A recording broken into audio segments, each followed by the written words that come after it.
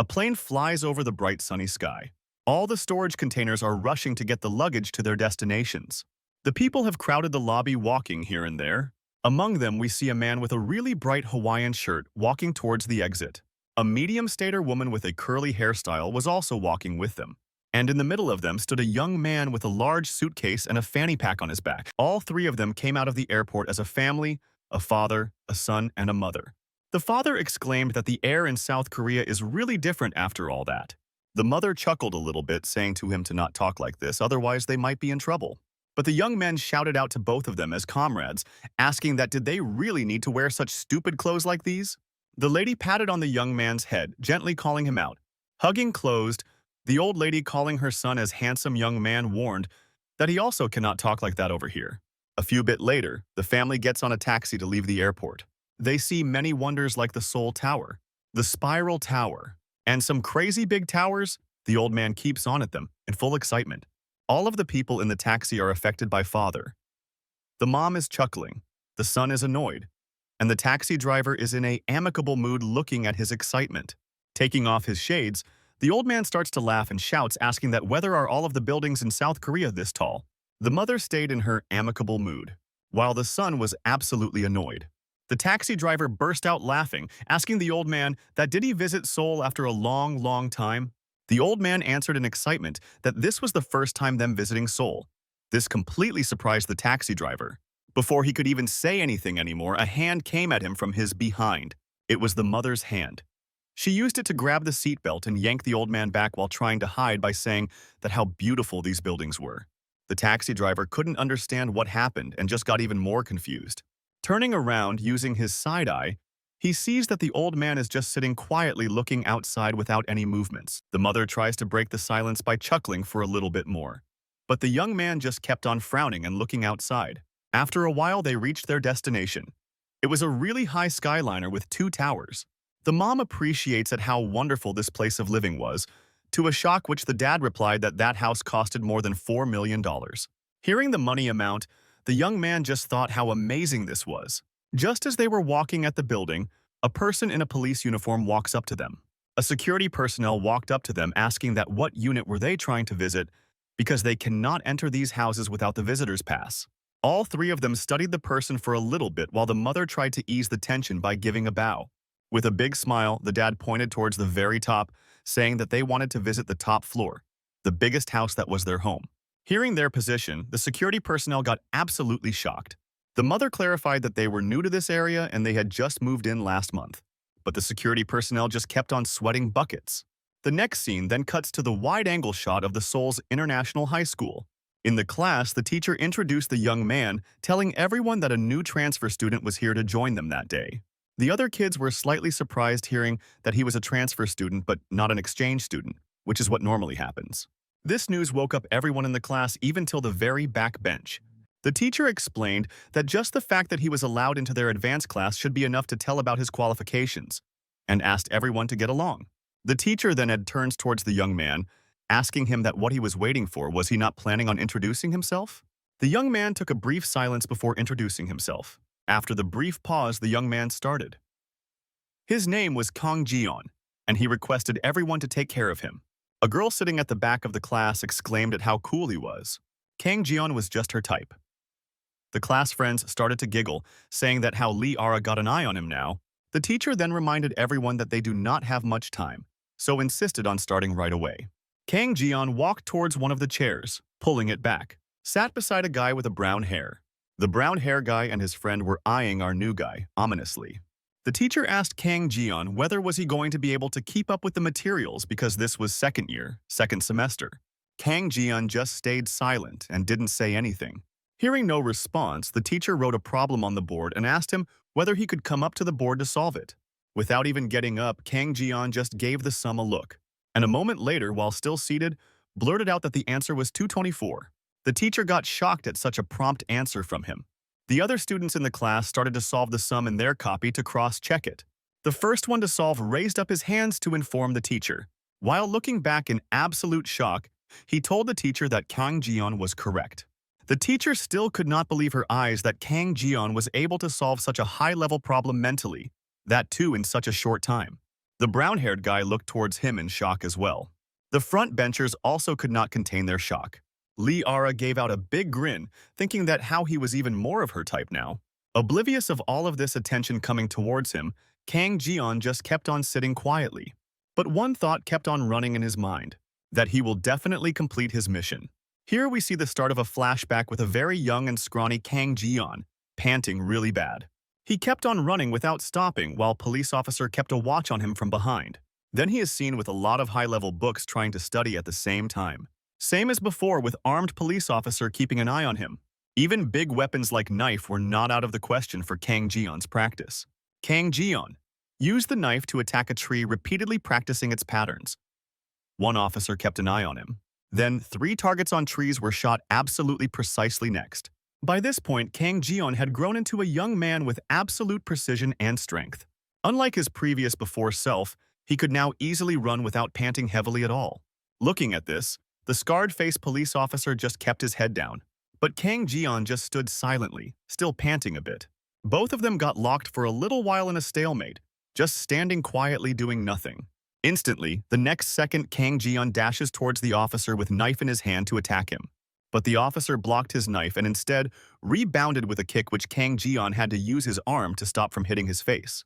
While Kang Jeon came down a little bit, using that opportunity, the officer routed his knife towards Kang Jeon's temple.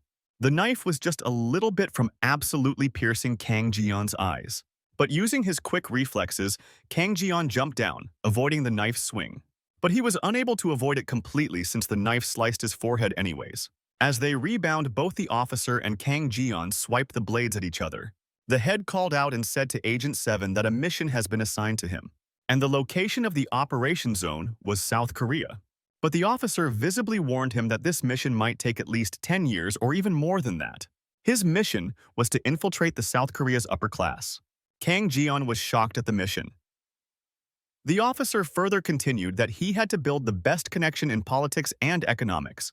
After he had made all his best connections, his mission was to wait for the party's orders. A sweat dropped down Kang Jeon's temple upon hearing the severity of the mission. The officer shouted one last time to him that did he understand or not. Kang Jeon instantly saluted and shouted, "Yes, sir." As he was saluting Kang Jeon, he noticed that 2 other officers started to walk towards him. Among those 2 officers, one was a burly man in his 40s. Another one was a lady in her Huang Wu Youngs. The officer ordered him that they are going to be his comrades in completing this mission. Kang Jeon turned around to see the comrades in question. Both of the officers bowed their head in unison, as if they are agreeing on something. The head officer, holding his cap as a sign of respect, bowed down in response. But Kang Jeon did not bow down at all. Instead, he just stood there looking at both of them menacingly. The both comrades understood his response and turned their face sour. The male officer held his cap, hiding his face. Coming back to the present, the father was looking out of the window onto the city skyline, while the mother was walking towards him. She asked him that will Kang Jeon be able to be fooled? The father realized that she was standing behind him, so he turned around. He turned around to see that the mother had one really sad expression, as if she was about to cry. He grabbed her hand, assuring her to not be hasty and have patience. They needed to go slow because for now, just getting Kang Jeon out of that hellhole was enough for them. We come back to the school where we see that a bunch of students have gathered around Kang Jeon, with one of the girls saying that Lee Ara has her eyes on him. Confused, Kang Jeon looked around to find the person that the girl told him about. But the 3 girls kept on pestering him, asking him why did he transfer at this time of the year, or how did he transfer here, or where did he transfer from. Their questions kept on getting more and more personal. Like one of them told that he came from abroad, so his father must be in a Ministry of Foreign Affairs like England or America.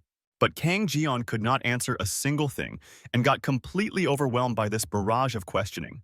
Next moment, someone else also walked towards Kang Jeon, while all of the girls surrounding him suddenly gave her way and bowed in respect. This was Lee Ara. She walked up to Kang Jeon with her hands on her hip. She gave a warm smile to Kang Jeon, saying hello to him and introduced herself by saying her full name first, which was Lee Ara. Now, instead of allowing him to speak, she overpowered him, saying that his name was Kang Jeon, was it not? Kang Jeon just kept on glaring at her without answering anything. Kang Jeon suddenly went into a deep thought and we see a flashback scene. On the top of the table, Kang Jeon was examining some documents about Lee Ara. which had all her for infos and information written. Without the word, Kang Jion kept on just examining the documents. Next moment, the dad comrade entered the room holding a stack of more papers.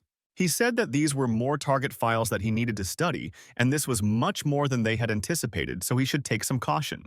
Saying that much, he dropped the stack onto the floor. Seeing this, Kang Jion gave a big thank you. But the father, comrade, asked him to first change his tone of speaking.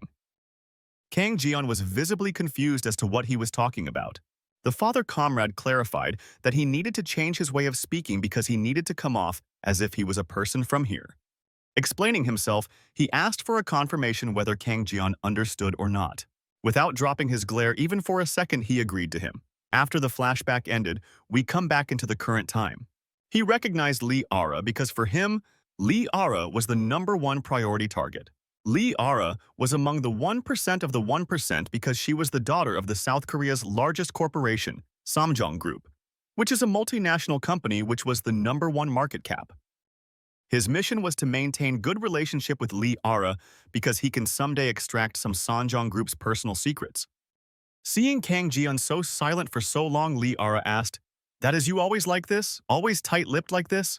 Kang Jion, reminding himself of his mission, ready to himself. Thus, he also called out back to her.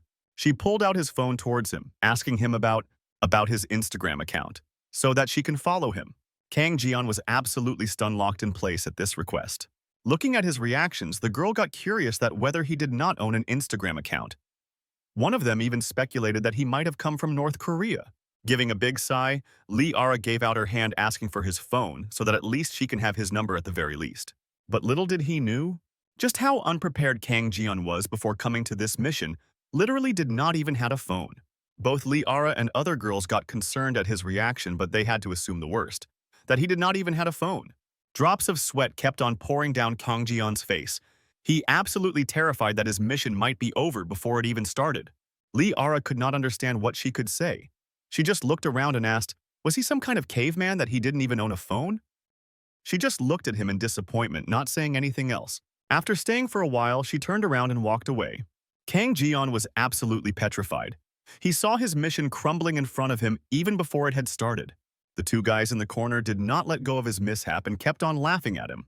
The other classmates were also talking with each other how he did not even have a phone, some of them speculating that his parents might be super strict. And suddenly, without him doing anything, every single one who was crowding Kang Jion walked away. Kang Jion just kept on clenching his hands, not knowing what he had to do.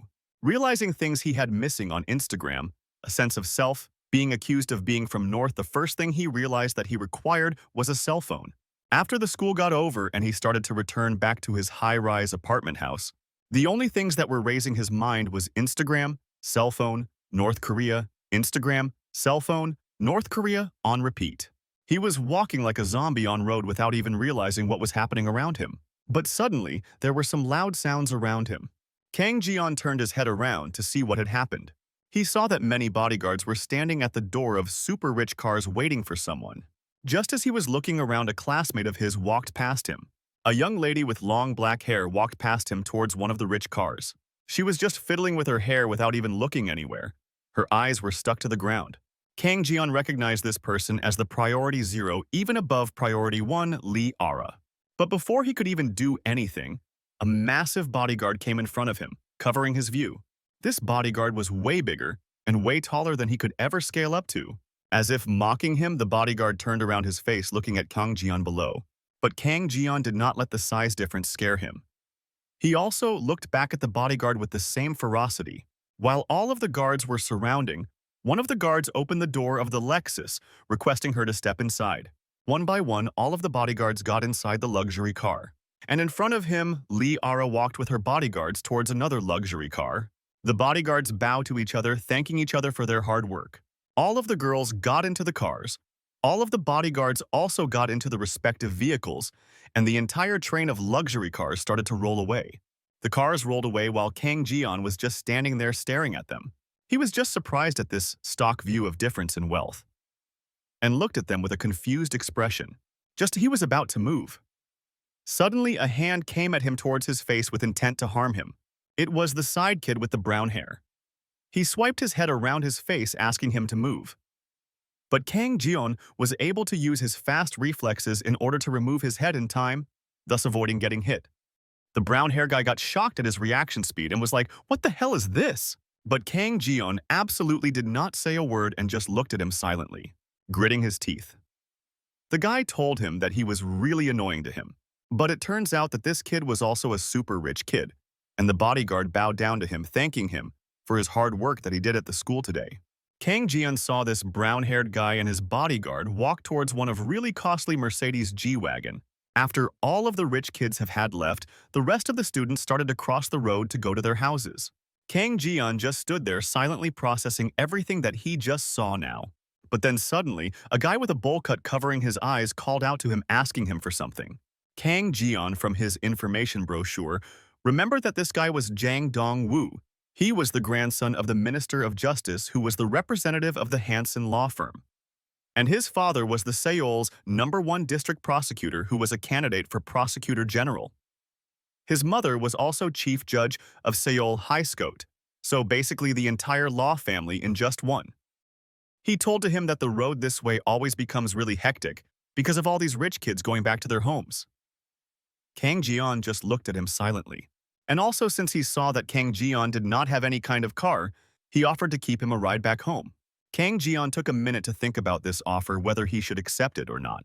Seeing his reaction, Jang Dong-woo thought that maybe he overstepped his boundaries. But Kang Jeon accepted his right, saying that he would be grateful for it, which made Jang Dong-woo really happy. While riding to his house, Jang Dong-woo asked that where did he wanted Kang Jeon to drop him off. And without thinking much, Kang Jeon just answered that he wanted to be dropped off at Banpo Blue Tower. Hearing his house, Jang Dong-woo gave a really big smile and said that he lived in a really nice place as well.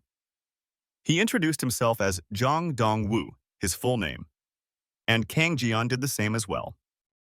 Jang Dong-woo instructed a driver to drop him off at the tower and then take both of them to the academy back. The driver gave him a slight nod as a respect. All of them were quietly riding in the car, whereas Jang Dong-woo was continuously fidgeting around, nervous about something. Turning around, he called out to Kang Jeon, while still fidgeting and nervous. He asked Kang Jeon that the math problem earlier that he was trying to solve. How was he able to do it that fast? Kang Jeon took a second to recollect that what the heck was Jang Dong-woo was even asking about. But in the next instant, he instantly backtracked, shouting sorry that he asked him that. He was just amazed that he was able to solve the sequence problem mentally and so fast. Jang Dong-woo told the reason he was so nervous and so excited is that he was really bad at math. But seeing this as opportunity, Kang Jeon asked Jang Dong-woo that did he wanted him to tutor directly? Jang Dong-woo could not believe what he just heard. Kang Jeon clarified himself that he is willing to teach him, and with that he will also teach him to solve it mentally. Hearing this, Jang Dong-woo started to beam with excitement, continuously giggling the way after realizing that he was going to be tutored by Kang Jeon. Although he was not smiling internally, he was chuckling to himself, thinking that this might go really smoothly after all. But like an idiot, he instantly asked Kang Jeon, that was it really the case that he did not even have a phone or used Instagram? Kang Jeon was just stun-locked. In the other side of the road on Lee Ara vehicle, the blue Rolls-Royce, Lee Ara was going along with her bodyguard, who was also her driver. He called out to him to ask something. He responded that what did she wanted to know? Lee Ara informed the bodyguard that there was a kid who transferred that thing and that she wanted to know what kind of kid this was. The bodyguard, wanting to assess the danger of the situation, asked if she wanted him to use the investigation department to investigate him thoroughly, but she refused. But she refused a heavy kind of investigation. She said that she just wanted to know if this new kid was someone to be safe around with her. Without asking anything else, he assured that he will have the report ready by that night. Lee Ara just kept on smiling in her mind. Back at Kang Jeon's home, the mom comrade gave Kang Jeon a really warm welcome, calling him out her son. Kang Jeon was shocked at this reaction from her. He could not understand what the hell was happening. But without breaking her character, the mom comrade told him that if she greeted him first, he should also greet her back with something warm like, "I am home from school, mom." But the dad, comrade, stayed quiet and just kept on reading the paper. But Kang Jeon was just stunned. But a moment later, with a really embarrassed face, he told her that he was back home from school, making fun of his embarrassment. The mother also started to speak it really loudly. But then diverting the topic, she started to push him and asked him to go check out his room. Kang Jian could not understand what was happening, but the mom assured that he will realize once he sees it. The moment he went into his room, he was absolutely stun-locked. It was a really beautiful study room with a neat desk with the boxes and colorful decorations everywhere. On his table, there were 3 devices, 1 laptop, 1 tablet, and 1 smartphone for him to use. This bed was a beautiful bunk bed with a ladder on the side. There were many posters on the wall, along with a musical keyboard on the side. Looking at the room, Kang Jian asked that were they allowed to waste all of their operational funds like this? But the mom kept on giggling loud. She said that it was all important for the mission because they needed to show off that their family was incredibly wealthy. Kang Jian went to the table to look at the electronic devices he was gifted. The first thing he picked up was his smartphone.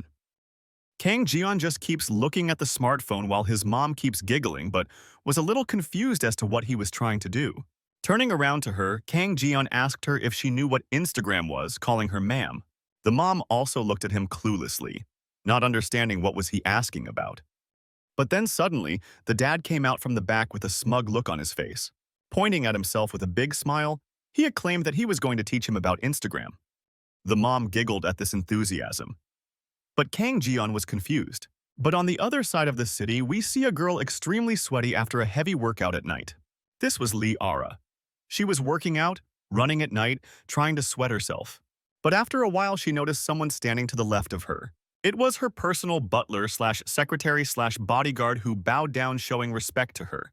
He gave out a document to her which showed the information of Kang Jian's father. His name was Steve Kang. He was the second-generation Korean-American CEO of a cryptocurrency 11 coin, which was known as the world's top 5 cryptocurrency. His current asset is estimated to at least Hwang Woo Young billion won, or even more. Other than the report, the secretary added some information by himself that, even beside coins, it was a company that has grown rapidly in the past 10 years in security and networking in America and Japan. The headquarters were in America, and China was also showing interest as well. But Lee Ara did not say anything. She just gave him a big and closed the report. The secretary once again suggested that, do they need to investigate more thoroughly? But Lee Ara, putting his file aside, said that there was no need for it anymore, because he looked decent enough to be associated with, so it was okay. This chapter starts from a new day at the Seoul International High School. Kang Jian has put his cell phone proudly on the table as to show everyone. He tries to garner some attention by chuckling to himself from time to time. But he was successful because his chuckling caught the attention of Lee Ara, who looked behind to see what was Kang Jian laughing about. But the moment she turned around to see Kang Jian, he was sitting quietly, as if nothing had happened. He kept on stealing glances left to right to see if anybody was even noticing his new phone or not. Lee Ara understood what was Kang Jian trying to do and kept his light smile on her face. A moment later, Kang Jian caught Lee Ara staring at him. And seeing that Lee Ara was looking at him, he proudly pulled up his new phone to show it off to her. Lee Ara gave a complicated expression in which she was amused, pleased with how Kang Jian was acting. Jang Dong-woo congratulated Kang Jian on getting a new phone with a big smile. But the next moment, both of the side guys put a shoulder around Jang Dong-woo as if to intimate him. The brown-haired guy made fun of Jang Dong-woo about being too close with Kang Jian. He was surprised at how both of them had become friends already just on the second day of the school. Jang Dong-woo, with his nervous personality, agreed that he and Kang Jian were friends with each other because Kang Jian agreed to help him in mathematics. The other long-haired guy just kept on staring at Kang Jian without saying anything. Kang Jian returned the favor by staying silent as well, fully silent. Patting his head, the guy said that he knows that he needs to study hard, but for now he has some business with this new guy, so he needed to be left alone for a while. Jang Dong-woo did not answer anything and just kept his head down silently. A moment later, he got up from his stool and left quietly without making any kind of fuss. Now that he was alone with Kang Jian, the guy just smiled creepily. But Kang Jian kept his face completely plain without any kind of emotions on it. Remembering all the information from the information set that was given to him, Kang Jian recognized this person to be Go Jinsok. Go Jinsok was the second son of the Go Young clan, which was the leader of the Liberty Party and 4-term National Assembly members. There were a political heavyweight who ran number 1 in the presidential approval ratings. Standing next to him was Hwang Woo Young. Hwang Woo Young was the eldest son of the chairman of the Daejeon Group, which were ranked 13 in the business world. Daejeon Group focused on the global sports industry. Kang Jeon started to smile after being able to get close to so many high-ranking people. So to capture the opportunity, Kang Jeon offered to teach match to both of them, hoping that he could get close in the process. Both of the guys just gave a nasty frown at this remark. Hearing this, he walked away from the room commenting on how to make the guy a little bit less annoying. Saying this, Hwang Woo-young put his hand on Kang Jeon's shoulder trying to explain him something. Bringing his head closer to his face reminded him that the most important thing here is to know someone's place. One should just stay quiet and not stand out.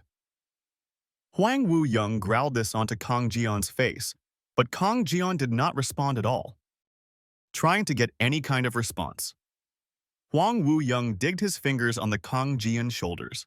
Kang Jeon understood the severity of the situation and started to get tensed. Kang Jeon finally got tensed and responded by releasing all of his fighting spirit in the classroom. Concentrating his bloodlust, he looked towards Hwang Woo-young, readying himself for attack. Using his palm, he made it into a sort of a chop and attacked Hwang Woo-young's neck in one swift motion. Kang Jeon's attack digged deep into Hwang Woo-young's neck, which left him coughing and in shock. But it turned out that Kang Jeon was just imagining all of this, and in reality, he was just keeping his anger in check. Instead of attacking Kang Jeon calmly, ask him that what did it meant to not stand out in the first place. Hwang Woo-young asked that what was he talking about? Without answering, Kang Jeon took his hand and held Hwang Woo-young's hand, which was on his shoulder. And he gripped Hwang Woo-young's wrist with all of his strength as if to crush it. Hwang Woo-young instantly felt the pain surging in his body. And within moments, he was brought down to his knees by just the grip strength of Kang Jeon alone. Hwang Woo-young could not understand what the hell was happening. But with a smile while still gripping his hand hard, Kang Jeon asked, "That is this how people from South Korea become friends?" While all of this was happening, Go Jinsok was quietly watching everything from the corner of the room from his seat. And he was absolutely not happy at what was happening in front of him. Not being able to withstand anymore, Hwang Woo-young whipped his hand out of Kang Jeon's grip, freeing himself from the pain. As a retaliation, Hwang Woo-young rated his punch for Kang Jeon's face, shouting that Kang Jeon has a death wish now.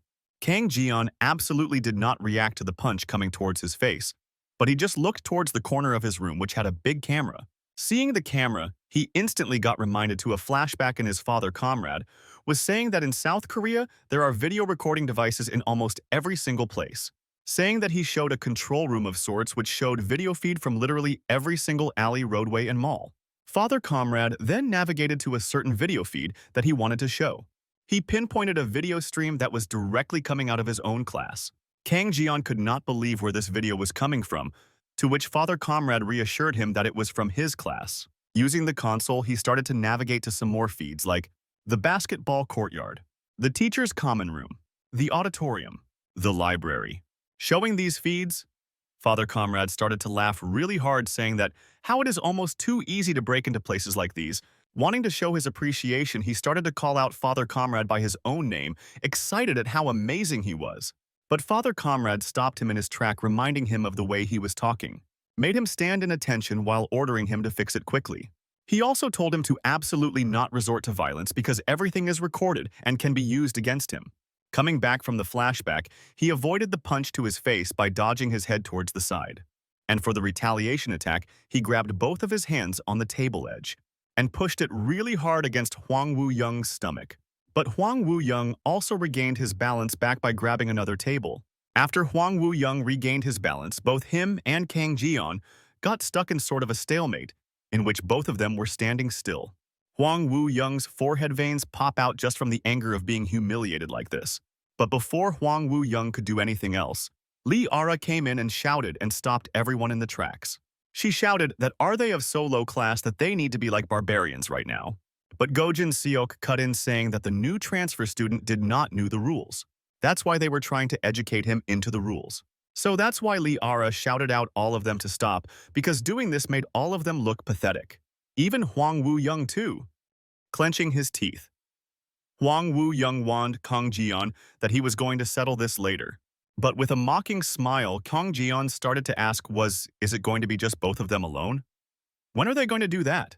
Hwang Woo-young just stayed quiet and moved away. The class returned to somewhat of a normal situation. Seeing that his relationship with a 4-star recruitment was turning sour, He was wondering what he could do right now. The next class started with a pretty foreign teacher coming in to teach English. But Kang Ji-yeon was still worried that his relationship with Go Jinsok was degrading as they were talking, wondering what he should do next in order to repair it back. Seeing the new face, the man asked Kang Ji-yeon whether he was okay with keeping up with the English language or did he need to use the native for some help. Smooth as a butter, he answered that he was completely fine talking in English. Hearing his pronunciation, the teacher was visibly shocked at how good it was. She asked that, how did he got so good in English? Kang Ji-yeon answered that he attended an international school in New York. And now he has transferred to Korea in order to support his father's business. Everyone was amazed at how good Kang Ji-yeon spoke. But the one who was especially impressed was Jang Dong-woo. Listening to this, the teacher asked everyone that all of them should talk to Kang Ji-yeon from now on, because it will help them to improve their skills, and his pronunciation was really American accent-wise. Hearing all of this praise, Kang Ji-yeon started to gloat a little bit in happiness. Lee Ara also smiled, looking at the scenes unfolding in the class. But the same could not be said for some people sitting in his class. Go Jinsok and Hwang Woo-young were absolutely losing their mind upon the praises of Kang Ji-yeon. The same three girls who crowded Kang Ji-yeon before came back, one of them commenting that his accent is even better than teachers. One of them tried to guess where he came from, guessing that he was from New York perhaps. All of them overcrowded him, asking him why he did not talk about himself yesterday when they were asking about him. Kang Ji-yeon was completely locked in this situation. To change the conversation topic, pulled out his phone, giving it to the middle girl. Not understanding what to do with it, she took it from Kang Ji-yeon. Then it got to the hand of Lee Ara, who took and examined the phone. She exclaimed that it was from her company. So that's when she approved of his decision with a big, bright smile. Kang Ji-yeon started to really gloat a lot, thinking that he was gaining success and understanding the society a little bit now. He started to gloat so much that he even called himself a star, but Lee Ara answered differently. She started to scroll through his Instagram post. One of them was in front of a gate, another one in front of the Eiffel Tower, another one through Oceanic Island, and the last one was through a walk place. But the problem was every single one of them stood at the exact same position. Knowing something was up but hiding her face, she exclaimed that how harmonious family it was. Hearing this, Kang Ji-yeon drank his own spit. Then, with a somber expression, he agreed with her, gleefully inside thinking that it was all because of his father comrade who was the North Korea's best computer expert. The next chapter starts at the end of the day when everybody is going back home. Kang Ji-yeon looks around trying to find the location of the two luxury cars which took both of the girls back home. But he was also waiting for his own car because his father said that this day a new car comes for him today. Just like the previous day, the black-haired girl crossed him today as well. And then Lee Ara. But before going, she waved back at him, wishing to see him the next day. Kang Ji-yeon was being smug about how the daughters were starting to show interest and affection. But then Hwang Woo-young put his hand on Kang Ji-yeon's shoulder, saying that he should be going with them. At this point, both Hwang Woo-young and Go Jinsok were standing beside him waiting for him, while shouting out that what do they want with him. But Hwang Woo-young warned him not to ask many questions and just sit in the car while he was asking nicely. Kang Ji-yeon thought that this might be actually a recruitment policy for being able to complete the mission. So without questioning much, he just walked towards them towards the G-Wagon. But then suddenly a hot rod vehicle started to scream and come in from somewhere. Everybody turned around to see what vehicle was making that noise. It was a classic power muscle car making that loud noise. It made some rough turns and then stopped right in front of Kang Ji-yeon's school. A lot of smoke came out of the car and everybody was just standing watching. After a loud pop, the door opened to show that Kang Ji-yeon's dad comrade had come to pick him up. Everybody was just quiet. They could not believe the thing that they saw in front of their eyes.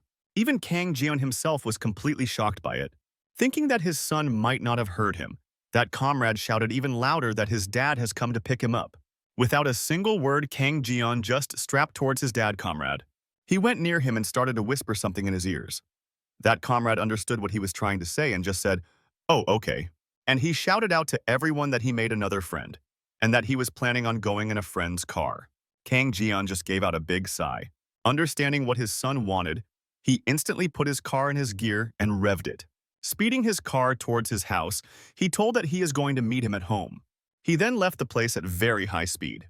Kang Ji-yeon once again gave out a big sigh. He turned behind to see his friends' reactions. Both Hwang Woo-young and Go Jinsok were just fuming that he absolutely needs his education. After his dad went away, Kang Ji-yeon got together with Go Jin-seok and Hwang Woo-young into their car. Both of them were completely silent and just sitting in the car. Kang Ji-yeon started to wonder that where they were heading to. But Hwang Woo-young's head veins were continuously popping because of his rage. The car stopped in front of a really high-rise, luxurious building. Kang Ji-yeon got off the car to see what building it was. It was TJ Sports' multi-rise building. Go Jin-sok walked on, instructing both of them to go by themselves because he will be late for something. Kang Ji-yeon just stood there wondering about the situation he was in right now. But then suddenly the bodyguard told that outside the school he was ordered by Go Jin-sok and Hwang Woo-young that he will not leave Kang Ji-yeon's side at all. Kang Ji-yeon was surprised by this renovation and did not understand what the heck they were planning to do with him. The guard started to walk in a certain direction, instructing Kang Ji-yeon to follow behind him. Inside the building, there was a big training ground in which many boxers were fighting. Kang Ji-yeon wondered if this was some sort of a training ground. A person came up to him and bowed down, showing respect, and Hwang Woo-young asked that whether the cage number 3 was cleared as he had requested earlier or not. With a worried smile, the person replied that his wish had been granted. Hwang Woo-young then ordered the person to not let anyone in until he was inside. The person then started to whisper to Kang Ji-yeon to just apologize and say that he was always wrong no matter what, and he is going to call him an ambulance, so it would be nice if he could pass out really fast. Hearing about ambulance, could not understand what this person was talking about. But then hearing about the cheater chatter, Hwang Woo-young shouted out to Kang Ji-yeon that why was he not coming out after him?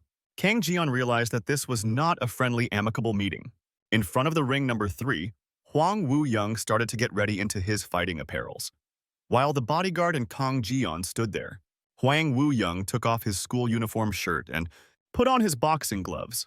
Kang Ji-yeon was staring at the equipment that was being laid bare in front of him. But then suddenly, from over the balcony, Go Jin-seok came in and started saying that it has been some time since somebody came in with such a serious expression. Keeping the serious stone, Kang Ji-yeon arched. Go Jin-seok.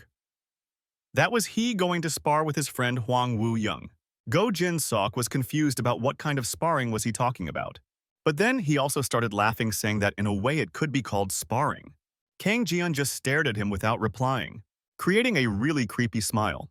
He said that if he understood the rules, he should sign the document right now. Kang Ji-yeon got confused for a second at what signing was he talking about.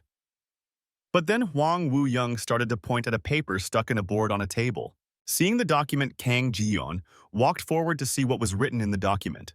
In the document, it was written with bold letters that the sparring match was mutually agreed upon competition. So no party can hold each other as responsible for any kind of physical damage that occurs, whether severely or criminally. Kang Ji-yeon got concerned at the terms of this agreement. Realizing what he actually meant by the spar, he looked towards Hwang Woo-young. Kang Ji-yeon once again confirmed that he really wanted him to sign on that agreement. Go Jin-sok with a cheesy smile shattered from the balcony. That was he scared or something? Kang Ji-yeon angrily looked at him angrily. With an extremely ugly face, Kang Ji-yeon told that if he caught on his knees and barked like a dog, he will let it slide for this once. Kang Ji-yeon's rage kept on increasing. Go Jin-seok got confused at why Kang Ji-yeon was not reacting to his threats. Was he weird in his mind or something? But instead of answering yes or no, he just asked one thing. Did this place have any kind of CCTV recording? Both Go Jin-sok and Hwang Woo-young got stunned a little bit by this unexpected question, saying that he signed the agreement. While signing the agreement, Go Jin-seok warned him again that he was an idiot for signing it because Hwang Woo-young was one of the top Korean championships, and if he beats him up, he is genuinely dead. But Hwang Woo-young over there keeps on cracking his knuckles in anticipation of beating Kang Ji-yeon up. But in an unexpected turn, instead of walking off, he signed and handed it over to Hwang Woo-young. While opening up his clothes, he asked him to sign it as well. Using his fighting spirit out of his body, he urged Hwang Woo-young to hurry up. After getting into his fighting stance, he started to crack his neck. Kang Ji-yeon also got into his fighting stance, taking off his sleeves wearing boxing gloves. The entire time he's preparing himself, he stays quiet, not a word. Hwang Woo-young makes fun of him that how quiet he is, as if a guy who is frozen in fear, giving a big smug smile as if he knows that he is going to win. Inside the ring, both of them get into the fighting stance. Hwang Woo-young starts to stretch out his muscles. But the only thing that is going on in Kang Ji-yeon's head right now is that what does he need to do now? He starts to imagine some battle techniques. In the first, he imagined giving a jab right into Hwang Woo-young's face. But this would instantly break his face with permanent damage, so he discarded that.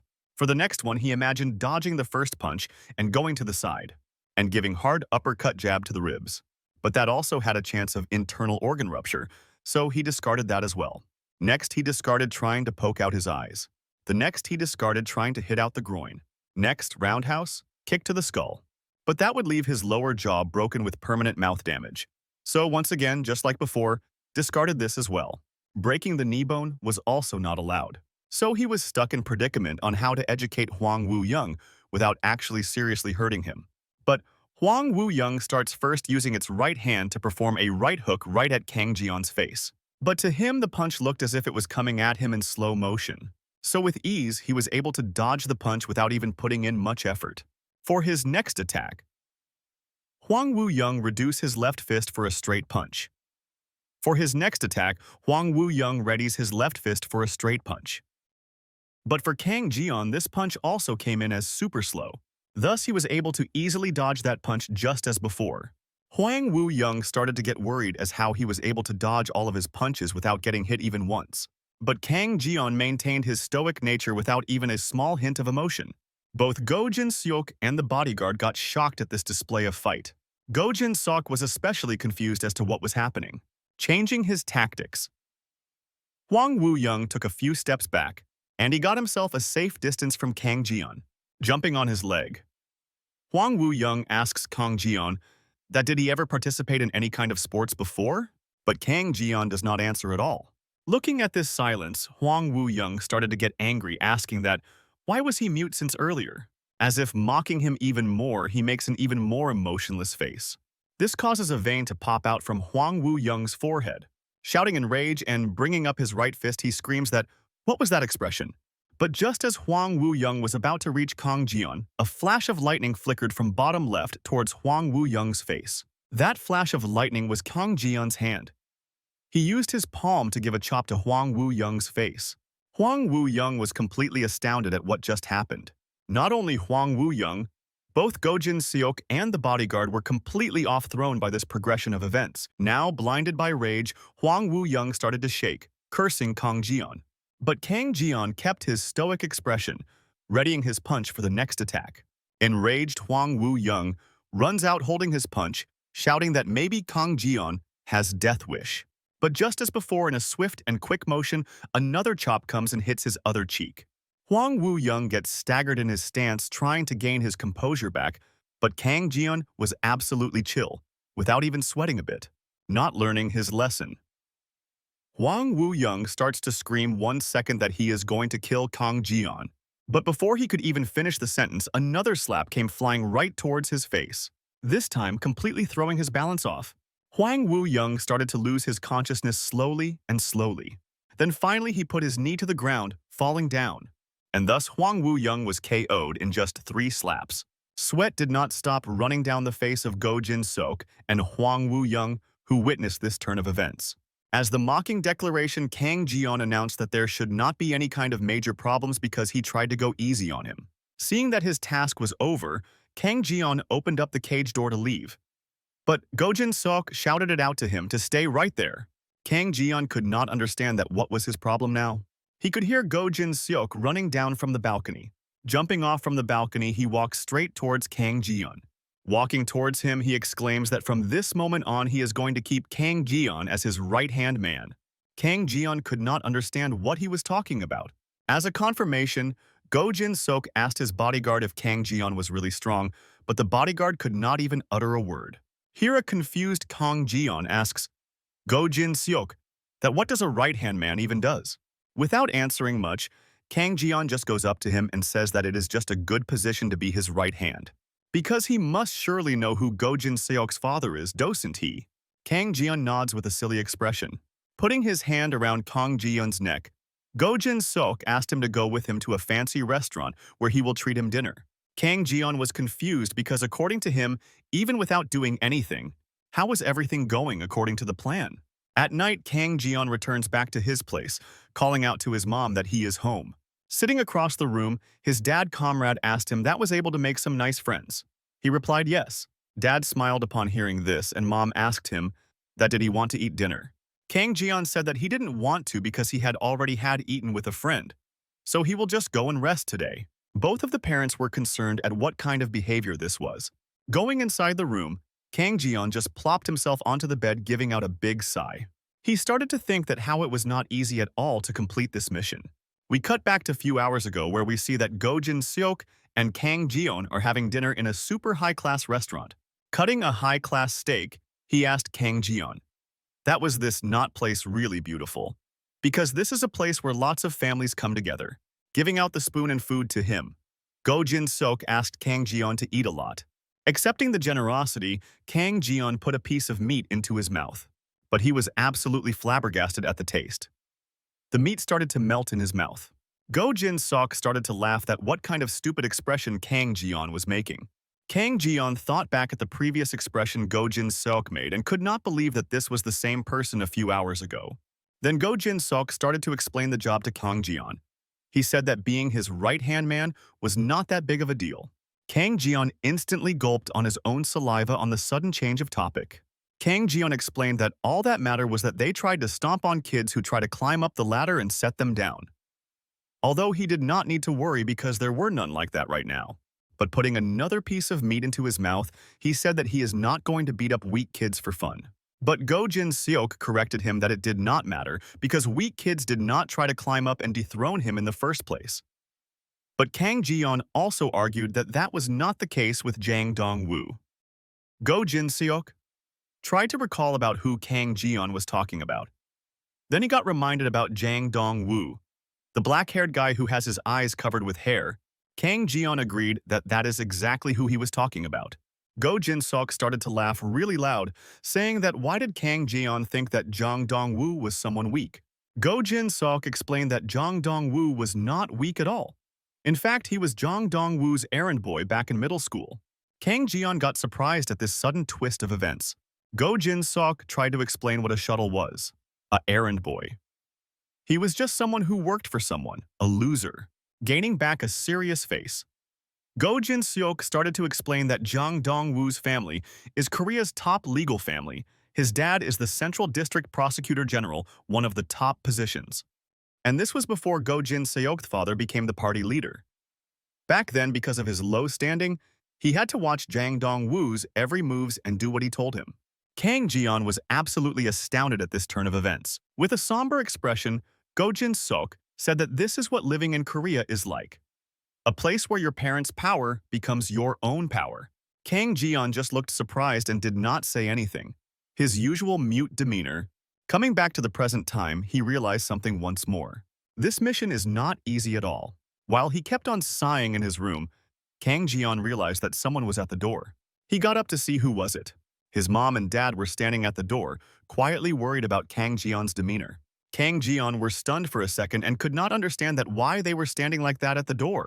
Showing signs of concerns, both the father and mother comrade asked Kang Jion that whether something was wrong, because if he was having some kind of hard time, he could just come and share it to them. Kang Jion stayed, just as silent, his usual quiet demeanor. Collecting himself and getting up, he told both of them that nothing was wrong and it was all fine. Both of them opened the door and walked normally in. But it was clearly evident that both of them were not at all satisfied with his answer. Kang Jion realized that he was not going to get away with just saying that it was all fine. Moving his eyes to the side, he started to talk about his problems. Kang Jion said that South Korean society was too complicated. It was too different than what he was taught about. The parents just stayed quiet at his confession, just like his son. Fighting with his fingers, he started to say that how it was not easy to adapt at all. With a stern demeanor, the father comrade said to not talk like a weakling. He asked Kang Jion, did he forget who he was? Kang Jion got stunned at this astounding wave of realization. At this point, father comrade had a really stern and grim face. Kang Jion got shocked at looking at this face of his father comrade. Standing up in the attention position, he shouted that he was absolutely sorry and he will make sure that nothing like this ever happens again. Hearing this brought a small smile in the faces of his mother and father comrades, and Kang Jion was looking more determined than ever. And at that night, He got onto this computer in order to search everything about South Korean society. Using his computer, he searched everything about the South Korean society, about the music taste, about what shuttle was, about how money worked, everything. He started to absorb all of the data into his mind, and he reminded himself that he is the North Korea's anti-South Special Operations Shadow Unit top agent. Any kind of failure in his mission is absolutely impossible. Both of his parent comrades started to smile at his newfound confidence and discipline.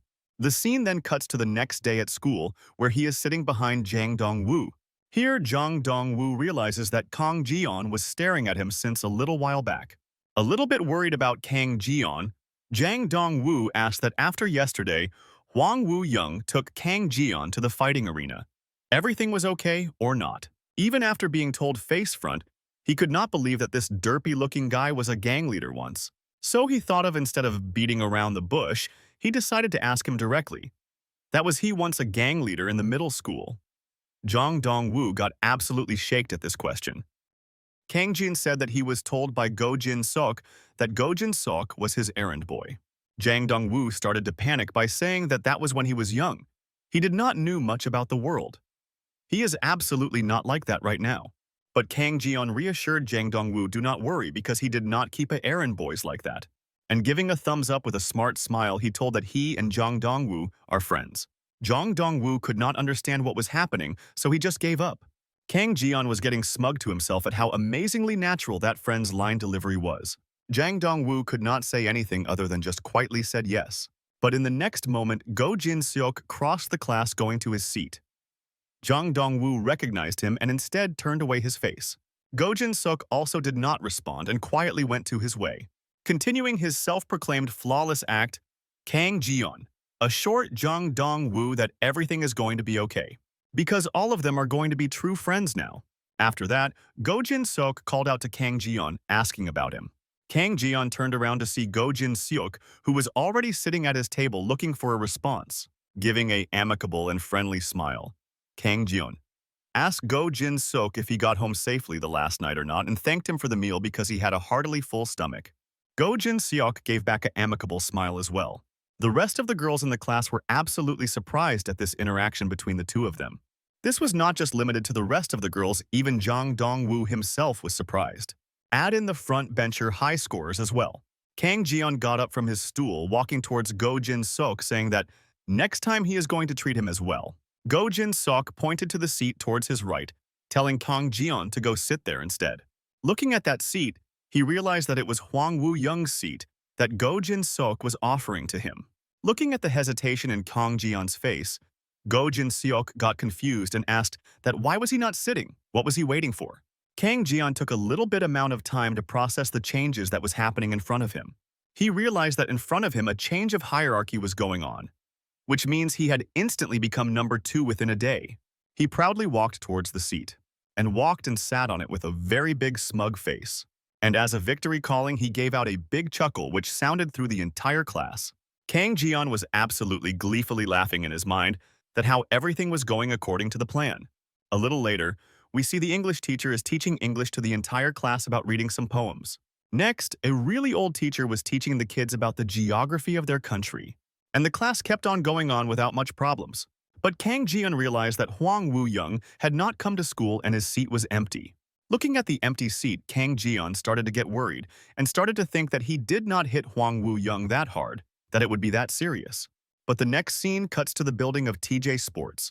Within the entire courtrooms, loud banging noise was heard throughout the court. In the middle of the courtroom, in a cage, Hwang Woo-young was planking while shaking in pain. But then someone hit his waist extremely hard with a wooden sword and Hwang Woo-young screamed out in pain. The pain caused him to writhe on the ground while holding out his stomach. While he was groaning in pain on the ground, someone shouted out to him. That was he so pathetic that he could not even handle one simple task properly.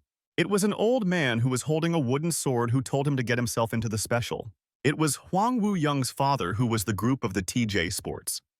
He growled at how much money he had spent on Hwang Woo-young already for him to be pathetic like this. One of the secretaries requested the chairman to stop hitting him, because he has understood already. Stopping hitting him, the chairman ordered Hwang Woo-young that the family will be having the president in the next election. So he ordered him to stay close to that bastard. told him that if it was necessary then he should butter him up till the ends of the earth. Turning away, he told Hwang Woo-young to walk away because he was unable to stand looking at him. Just looking at him made him angry. Hwang Woo-young stood up on his own and just contemplated in anger about everything that happened up till now.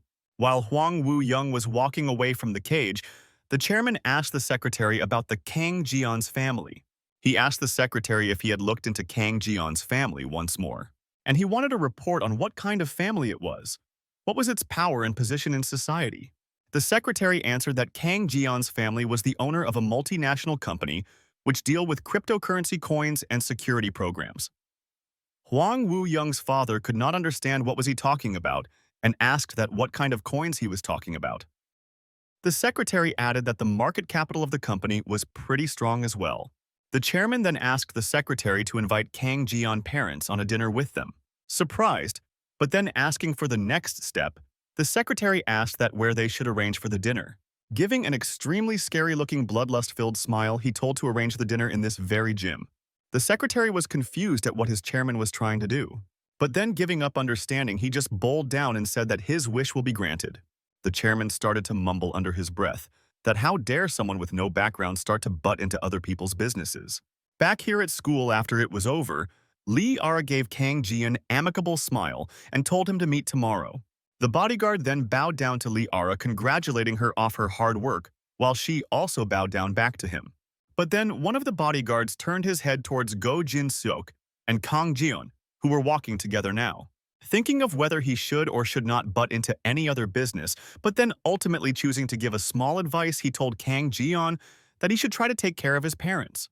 Kang Ji-yeon got confused and could not understand that what the bodyguard was talking about. But then Go Jin-seok crossed Kang Ji-yeon, wishing him a good night and wishing to see him tomorrow. But as the bodyguard and Go Jin-seok were walking towards the car, Kang Ji-yeon could not help but think back on what the bodyguard was trying to say to him about trying to protect his parents. After a little while, a red-hot rod came in front of Kang Ji-yeon. Inside it, Kang Ji-yeon's dad, Comrade, was sitting and inviting him to get inside the car. Looking at this, Kang Ji-yeon just gave out a big sigh. At the dinner table, both of the father and mother comrades were laughing while eating their meals, but Kang Ji-yeon was silent as usual. He was not involving himself into the conversation and was just eating his meal. The mom was also talking quite giddy, but in the middle of the meal, the doorbell suddenly rang. Everybody was confused as to who was at the door. But Kang Ji-yeon's mouth were completely full with meal like a chipmunk. But then both of the parents went to open the door at the same time. At the door, Hwang Woo-young's father, secretary, was standing here, greeting them, "Good evening," with a bow. The secretary introduced himself that he was from the TJ Group, secretary office. Hearing the introduction, Kang Ji-yeon froze on his spot, but the father and mother warmly welcomed both of them. Kang Ji-yeon could not understand that why was Hwang Woo-young's group secretary coming to them for the first time. Without beating around the bush, the secretary said at face front that their group masters, young masters, was assaulted by Kang Ji-yeon. Hearing this, all three of them got stunned in their places. Next moment, both of them turned their head around to Kang Ji-yeon, wanting an explanation on what happened. Kang Ji-yeon had no idea on what to say right now. He was just sweating buckets, reassuring them that nothing was wrong. The secretary added that the chairman had no idea of escalating this matter any further, but they just wanted to eat dinner with him. All three of the family members broke into a smile, with the father saying that kids like these get into fights like this all the time. Hurrying them up, the secretary asked that if they have time, then they'd be able to go now. The father readily agreed that yes, they should join them in dinner right now. Kang Ji-yeon was worried that what was going to happen now, but holding back his worry, he started to walk with them for the dinner. But Father Comrade sternly told him to stay at home and not come with him. Both Kang Ji-yeon and Mother Comrade were shocked at him saying this. As the secretary and Father Comrade walked away, the door slowly closed behind them. The Father Comrade reaches the Hwang Woo-youngs. Father reaches Sports high-rise building along with the secretary. After inside, the secretary guided Father Comrade towards the chairman's room. Both of them walked to where the chairman was sitting on the side of one of the cages.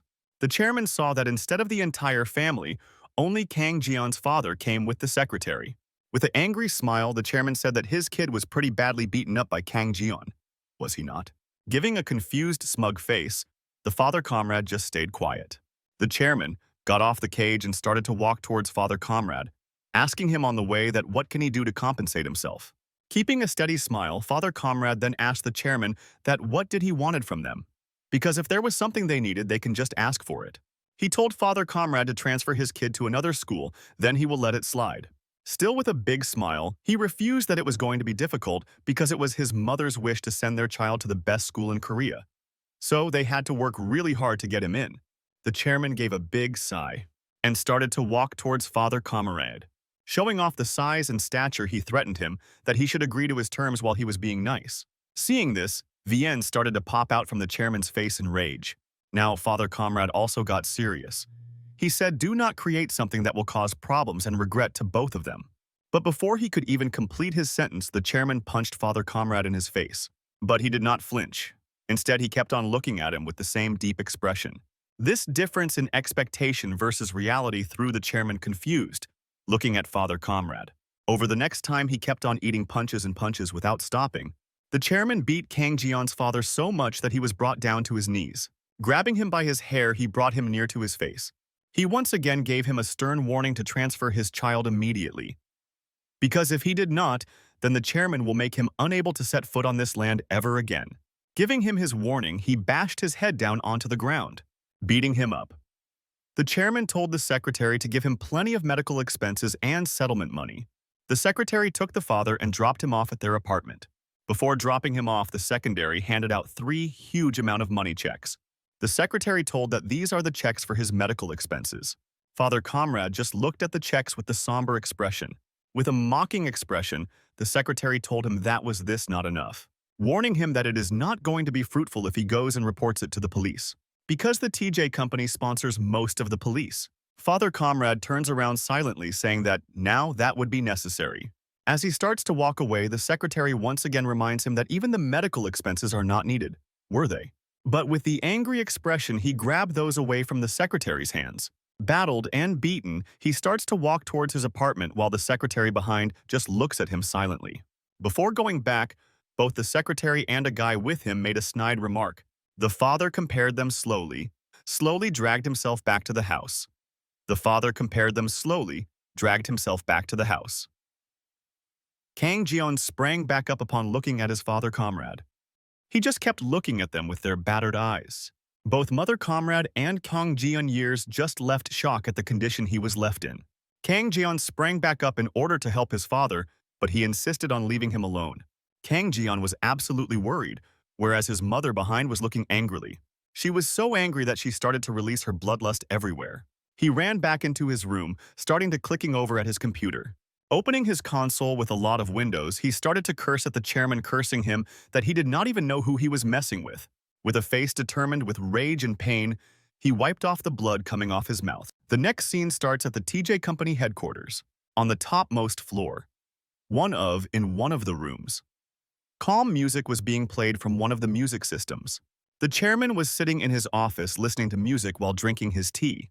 But just as the chairman was chilling in his office, the secretary banged on the door, shouting that there was a big problem that was occurring. Confused, the chairman asked the secretary that he did not know how to knock. Why was he trying to make such a fuss in the morning? With extremely scared expression, the secretary told the chairman that all of the company servers were down. Confused, the chairman once again asked the secretary that why was the IT team doing nothing about this, but the secretary shouted that the IT team's computers were down as well. And he kept on adding stuff like the portal rush down as well, and all of the refund inquiries kept on coming in from the sales link. The chairman was shocked. Suddenly, the chairman's phone started to ring. Picking up the call, he answered, waiting for something ominous to come.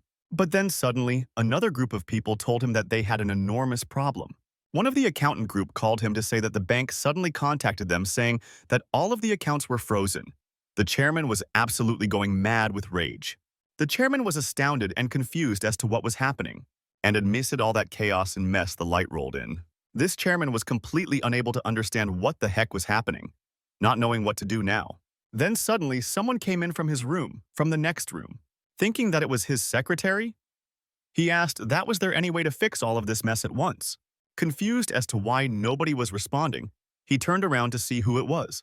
It was the mom comrade who was standing there in a black leather outfit. Confused, he asked who was she. What were the security guards doing that they let random vendors in? She answered coldly that she had put everyone to sleep.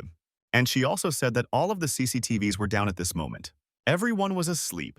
Even the random security guards were asleep. Standing up to show his stature, he cursed that what was this lady was saying. He was stressed enough already. What was she trying to do now? Not even a moment later, she grabbed his collar from his side and slammed his head on the table below. Getting his head hit on the table, he was unable to understand what was happening. Pulling out something from inside her leather jacket, she threatened to the chairman, saying that he did not even know who he was messing with. The chairman started a sweat looking at the thing she just pulled out of her pocket. It was a syringe filled with neurotoxin. While the chairman was absolutely sweating, worried and unable to move. The mom comrade said that normally she kills everyone, but because of him she was not going to. Taking the syringe, she plunged it right into his carotid vein on his neck, saying that it will instead keep him asleep for 3 years until their own kid graduates from the high school. The last thing the chairman sees before passing out is the mother comrade's demonic eyes. The next day came on as if nothing had happened, and Kang Jeon got ready to go to school. Before going, he told his parents that he was going off to the school. But since there was no response, he turned around to see what had happened. His dad was sitting there with a battered face and a side expression. But the mom came in to give him a heartfelt goodbye, and the dad got up and waved his hand as well. Kang Jeon started to apologize that because of him all of this mess had occurred. But the mother gave a big smile, saying that he was her son and he did not need to worry anything about it. His mom and dad solved everything, so do not worry and go to school. Kang Jeon was confused as what they were talking about, but the mom just kept on giggling and dad wiped the table. The next scene starts at the school university campus. Everyone was sitting quietly in their classes talking about small things. As they were talking, Lee Ara's attention went toward Kang Jeon, and she gave him a big, bright smile and waved her hand. Kang Jeon also smiled and waved his hand back. But inside his mind, he was thinking that how in South Korea parents get involved into kids' matter at any moment. This is absolutely not the same in North Korea. While he was lost in his thought, Go Jinsok called out to Kang Jeon to say him that something happened. Go Jinsok told Kang Jeon that Hwang Woo-young's father had collapsed and the company was absolutely shaking as well. Kang Jeon got absolutely shocked listening to this because he knew this was not a coincidence that such a thing happened right after the clash with Hwang Woo-young. Kang Jeon further on went to say that Hwang Woo-young's father collapsed because of a stroke or a heart attack. Kang Jeon understood that this was not correct and something had happened. Just then it clicked that this is what they meant by saying that moment that had solved everything and do not worry and just go to school. Even then, he started to shake his head, thinking that this was too far-fetched of a coincidence. While he was stuck in his own thoughts, Lee Ara came and called out to him. She came to ask him that what was he planning on doing this weekend. Go Jinsok asked Lee Ara. Was she okay on inviting Kang Jeon to her birthday party? Lee Ara agreed that it was a good choice and gave the invitation to Kang Jeon. Go Jinsok made a complicated expression towards Lee Ara. Kang Jeon was a little bit surprised at her inviting him to her birthday party. She recited herself to make sure that he wanted to come to her birthday party this weekend. Kang Jeon gave out a big smile, saying that he will go to her birthday party this weekend. She was also happy and then weaved him back and went away. After she invited him, Go Jinsok turned his head around to look at Kang Jeon. He just stayed quiet and looked at him with a complicated expression. But just the next moment, Hwang Woo-young came walking into the class without his usual demeanor and with a stagger in his steps. Seeing Go Jinsok and Kang Jeon, he shuddered in his own place. Both of them did not even notice his presence. Kang Jeon was just sitting at his table, and Go Jinsok was running on his phone. Out of concern, Lee Ara turned towards Hwang Woo-young and asked if his father was okay, but he did not answer and just walked past to them. He quietly went to his designated spot, which was empty, and he sat down without even saying a word. Hwang Woo-young had a really sad expression on his face. Kang Jeon stared at Hwang Woo-young for a little while. After the school was over, he was waiting at the bus stop for his father. He was wondering why he did not come since it was already time for him to come, but instantly got reminded of the injuries he had sustained the previous night, and he realized that because of his injuries he might not be able to drive a car to take him home. So he started to walk towards his bus stop to the house. But just a moment later, one of the girls called out to him. It was one of the front bench's students group. They asked if he was going home alone today. Then inviting him like this surprised Kang Jeon quite a lot, but holding himself back, he answered that yes, he was going home alone today. Hearing that the middle girl invited him to come with them because they were taking a bus to the house. With a slight hesitation, he agreed to go together with them. With a happy expression, she started to introduce all of her friends to him. The name of the first friend was Seo Dongjun. The name of the second girl with freckles was Jeon Yeju. Seeing such friendly interactions, Jeon got a little bit overwhelmed, but he wished them back nonetheless. Now, wanting to see if their routes meet and were in the same direction, they asked him that where his house was, and Jeon answered that his house was at the Banpo Blue Tower. All the friends instantly got shocked upon hearing the location of his ultra-luxury house apartment. Jeon got a bit confused as to why all of his friends were acting like this, now that they had heard the name of his house. Seeing his reaction, the rest of the friends explained that they got surprised because it was the most costliest and most luxurious apartment complex around the locality. Collecting their wits back, they exclaimed that this was a good thing because their house and their apartment all fell in the same bus route, and that they can take a single bus to reach to all of their houses. Turning around, the first friend asked Jeon that there was an amazing tteokbokki place right in the front of their academy and that they should go there together to eat. Jeon, hearing the name of the food for the first time, thought that what kind of food it might be, but remained nonchalant the entire time, and the glasses guy vouched in saying that that place was as amazing as they think it is. The first Firen, getting reminded that he was not from Korea, said that it was a great dish and he won't be able to resist its charms. One little bus ride later, they reached the tteokbokki place. The place was hustling a lot. There were a lot of people, some students, some adults, some alone, and some with a friend group like Jeon. After giving the order and waiting for a bit, Jeon and his friend's entire table got completely covered with a whole variety of food. After eating a bite, the freckles girl and the glasses guy grabbed their faces, exclaiming just how amazing the food was. They went on to enjoy their food, gossiped a small banter, and laughed and generally enjoyed all around. But then suddenly the first girl saw something was off with Jeon. He was not eating his food, but rather he was just holding it in his hands and was just staring at it. Worried, she asked that did he never had any tteokbokki in the USA. Getting worried that his front may be up, he instantly refused the claim and told that he will in an instant. But the moment Jeon put it into his mouth, he got completely overloaded with the explosion of flavor in his mouth. And comically, he started to spew fire out of his mouth, surprising everyone around him. Some tried to offer him some milk, and some laughed at his naivety and the lack of knowledge about a local dish like the tteokbokki. Even the glasses guy was losing his mind laughing about Jeon, but over at the corner, Jeon was just dying as to have his tongue burnt. They all joked, talked, and the whole atmosphere of the group became all amicable all about. Putting down his glass, Jeon thanked the first friend of the group to give him some milk, which instantly helped remove his burn on his tongue. Changing the topic. The freckles girl told Jeon that she was sure that he would not get along with them at all, which confused him a little bit as to why she thought something like this. The glasses guy tried to clean up his confusion by explaining that the moment he transferred, he kept on hanging around the top shot group, such as the Jin Seok and the Woo Young's crowd. The first friend continued that even tough they are the kids of the special group, they were no way as special as the group as them. Even after hearing all of them, Jeon was still unable to understand what they meant exactly. He requested them to explain it to how he could understand it. This request made the first friend turn her expression a little bit solemn. She said that whenever she and her friends looked at all of the top shots studying at her school, they just made her feel really shabby. But the freckle girl, trying to cheer her up, stood up in the restaurant and shouted out that even though she might feel shabby, but she never had lost the first place in the entire school. She was really amazing. Feeling a little bit embarrassed by all this praise, she said it was not needed because all of those top shot guys are going to foreign universities anyways, and she was trying her desperate best to just stand in between them. Jeon just stood in silence and did not respond anything and just heard all of their opinions. He got reminded how these kids were not in the files. So these kids are just ordinary South Korean students. But as they were dining and talking, some loud students came into the restaurant and shouted, grabbing all of their attention. It was some kids from the local high school. They started to comment at how rich kids from the international high schools were hanging out in their own local spot. These comments clearly put all of the students in some sort of distress and worry. But Jeon's expression was as confused as somebody can imagine. It literally showed element of surprise, disgust, what the heck are you doing face.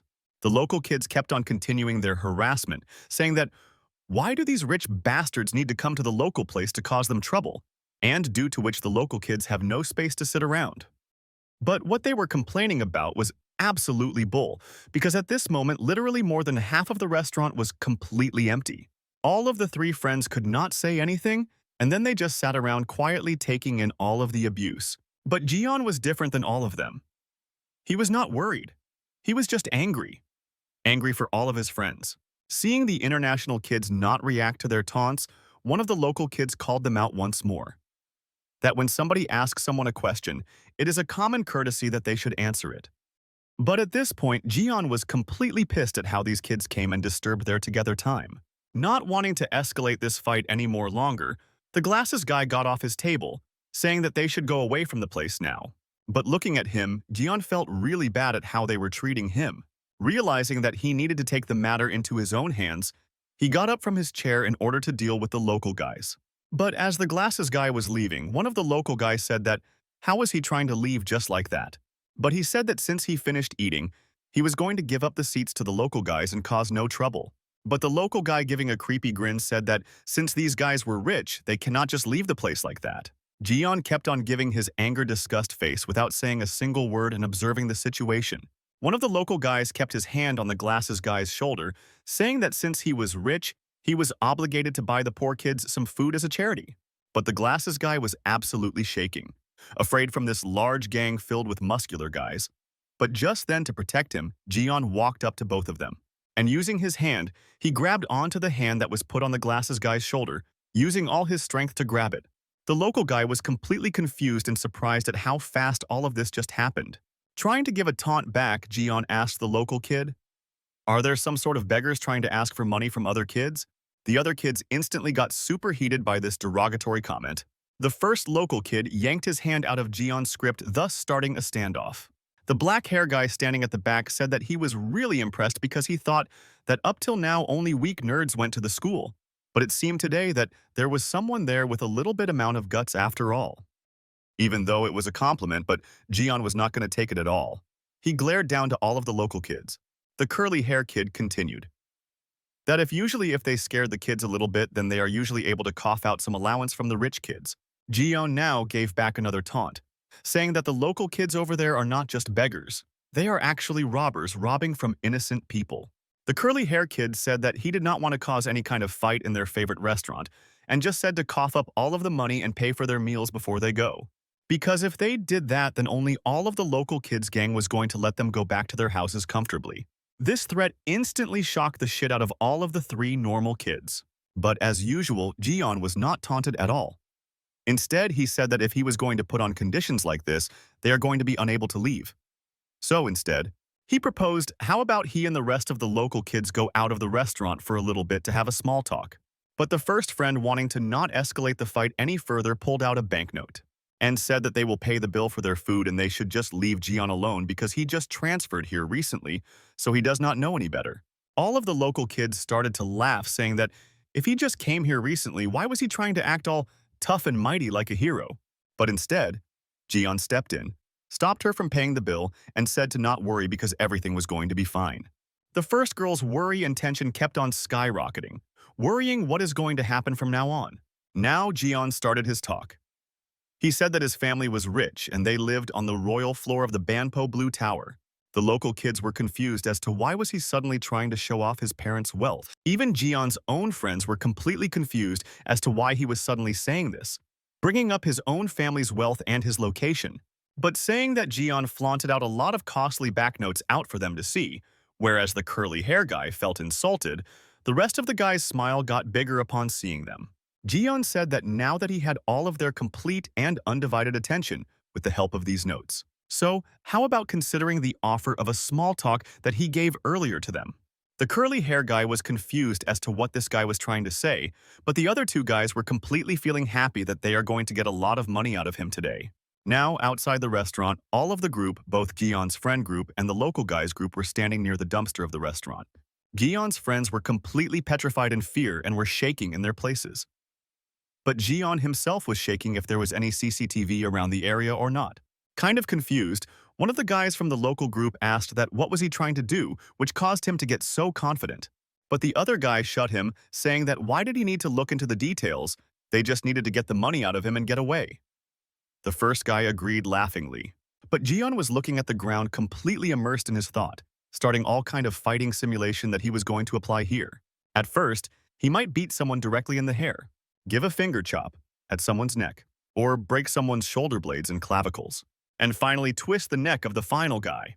But collecting his thought, Jian stopped himself, saying that these are just little kids, they are not his own enemies, and he did not need to kill them. And plus his classmates were also standing here with him. He needed to be really careful. The first guy came forward saying that did he even know who their group was before challenging them head-on like this?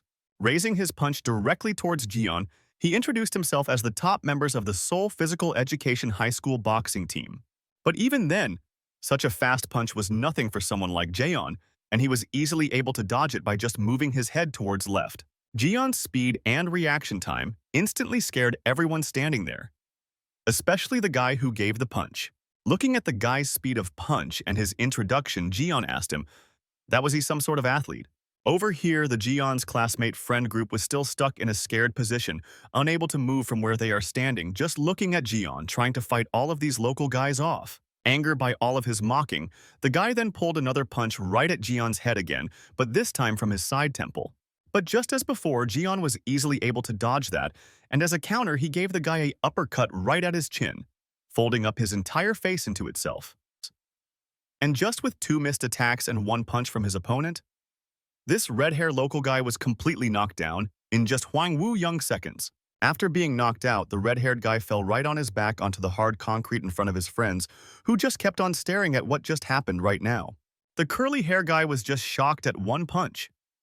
Just how had 1 single punch from another guy was able to knock out one of the top players at the boxing university. Seeing their friends down, the both of the other local guys also instantly got into the formations as well. But this time extremely cautious of Jian after seeing his fighting prowess. But the curly hair guy stopped the fight, asking both of his friends to stand still in their own respective places. Gion was confused as to what was this certain change of demeanor in the leader's voice. The curly hair guy asked Jian, that did he by any chance knew 30? Gion, recognizing Hwang Woo-young's, the guy whom he had fought just few days ago, asked that what was about him. The curly hair guy said that he and Hwang Woo-young used to be friends and in the same boxing circle ring. And since Jian also studied at that same school, that meant that Hwang Woo-young must have educated him by this point, didn't he? So, after revealing his trump card, the curly-haired guy gave a condition that if they paid a tribute of 500,000, 1 per every month, then they will leave the kids alone and they will never ever touch any one of them. At this point, the only thing that was going in Jian is my mind, that how come this guy was reaching even depths below than what he thought was even possible. While getting into the position, the curly hair guy said that he is going to give Jian some time to think about this proposal. But during this time, he was going to completely beat Jian up, and he launches himself forward. He did not move in a straight line like a bull, but rather he moved in a zigzag sine-width pattern as a boxer trying to avoid punches. This weird, untraceable pattern came to Jian as a really big surprise. But even then, his harsh training at the North Korea training facilities was nothing to be scoffed about, as he barely was able to avoid every single punch that was being thrown towards his face. As the curly hair guy's punches were getting faster and faster, the punches were flying closer and closer to Jian's face. But the curly hair guy had literally no signs of slowing down.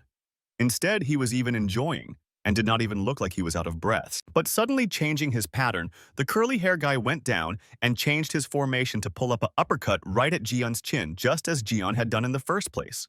Just as the curly hair guy was moving, Jian was barely able to see what was happening, and there was a loud thump noise afterwards. Over here, Jian classmates closed their eyes and huddled together to each other just to avoid seeing what they feared would happen to Jian. But gathering her courage, the first girl turned her head to see what had become both of them. And the sight which she witnessed absolutely turned her eyes cold, and sweat started to flow down from her face. She saw that Jian was able to block the curly hair guy's uppercut by putting his leg right on his bicep, making him unable to move his hand forward. All of this happened so fast that even the curly hair guy had to look down in order to see what just happened and why he was unable to hit Jian in the face. But Jian just stood there silently, looking down on the curly hair guy. Realizing what Jian had done to stop him from punching, he started to grit his teeth and began to stand in other stance, saying that right now he needs to be absolutely taught a lesson for his misbehavior. But Jian kept his same straight nature as ever, without saying even a single word. But just as the fight was escalating even further, some policemen came into that dark alleyway and shouted out to both of them that what were they trying to do among themselves? Why were they fighting? Seeing a legal law enforcement officer, All of the local guys instantly got stumped into their own places and were unable to move. But even seeing the police was like a minor inconvenience to the curly hair guy, as instead of getting scared, the only thing he did was click his tongue as if his fun got interrupted in the midway. The leader shouted out to all of his local gang guys to run away from there, and they started running away. But they left behind their knocked-out friend on the ground, cold. One of the guys pushed the two officers into one of the boxes at the sides and ran, whereas the curly hair guy looked back as if saying that this was not over. Jian just stood there silently, not taking any of the taunts. But as a last-ditch effort, Jian pulled out his phone from his pocket and threw it directly into the direction where the curly hair guy was running away. The phone flew and hit him right into his neck straight, and instantly got knocked out and fell right onto the road. Just as the curly hair guy was trying to get himself up, he saw that all of the law enforcement officers were already standing above him, and that they shouted out to other officers to run after the guys who had escaped, while one of them held Jian by his collar, and another one tried to put the curly hair guy. Jian just quietly complied with the law enforcement officers without giving them any hard time. Now all of them, the entire group, both Jian classmates and the local basketball gang, were escorted to the police station, in which the rest of the kids were left after a little bit amount of questioning, but they held Jian and the curly hair guy back at the police station. Outside the room in the corridor, Gion's classmates gave the statement that they were not actually fighting anyone over there. And all of this started because of those local guys coming into the snack bar and kept on asking them for money. Realizing that all of the statements matched quite a bit without any errors, the police officer turned towards the curly hair guy to ask him that, did he really do everything that all of these guys said about him?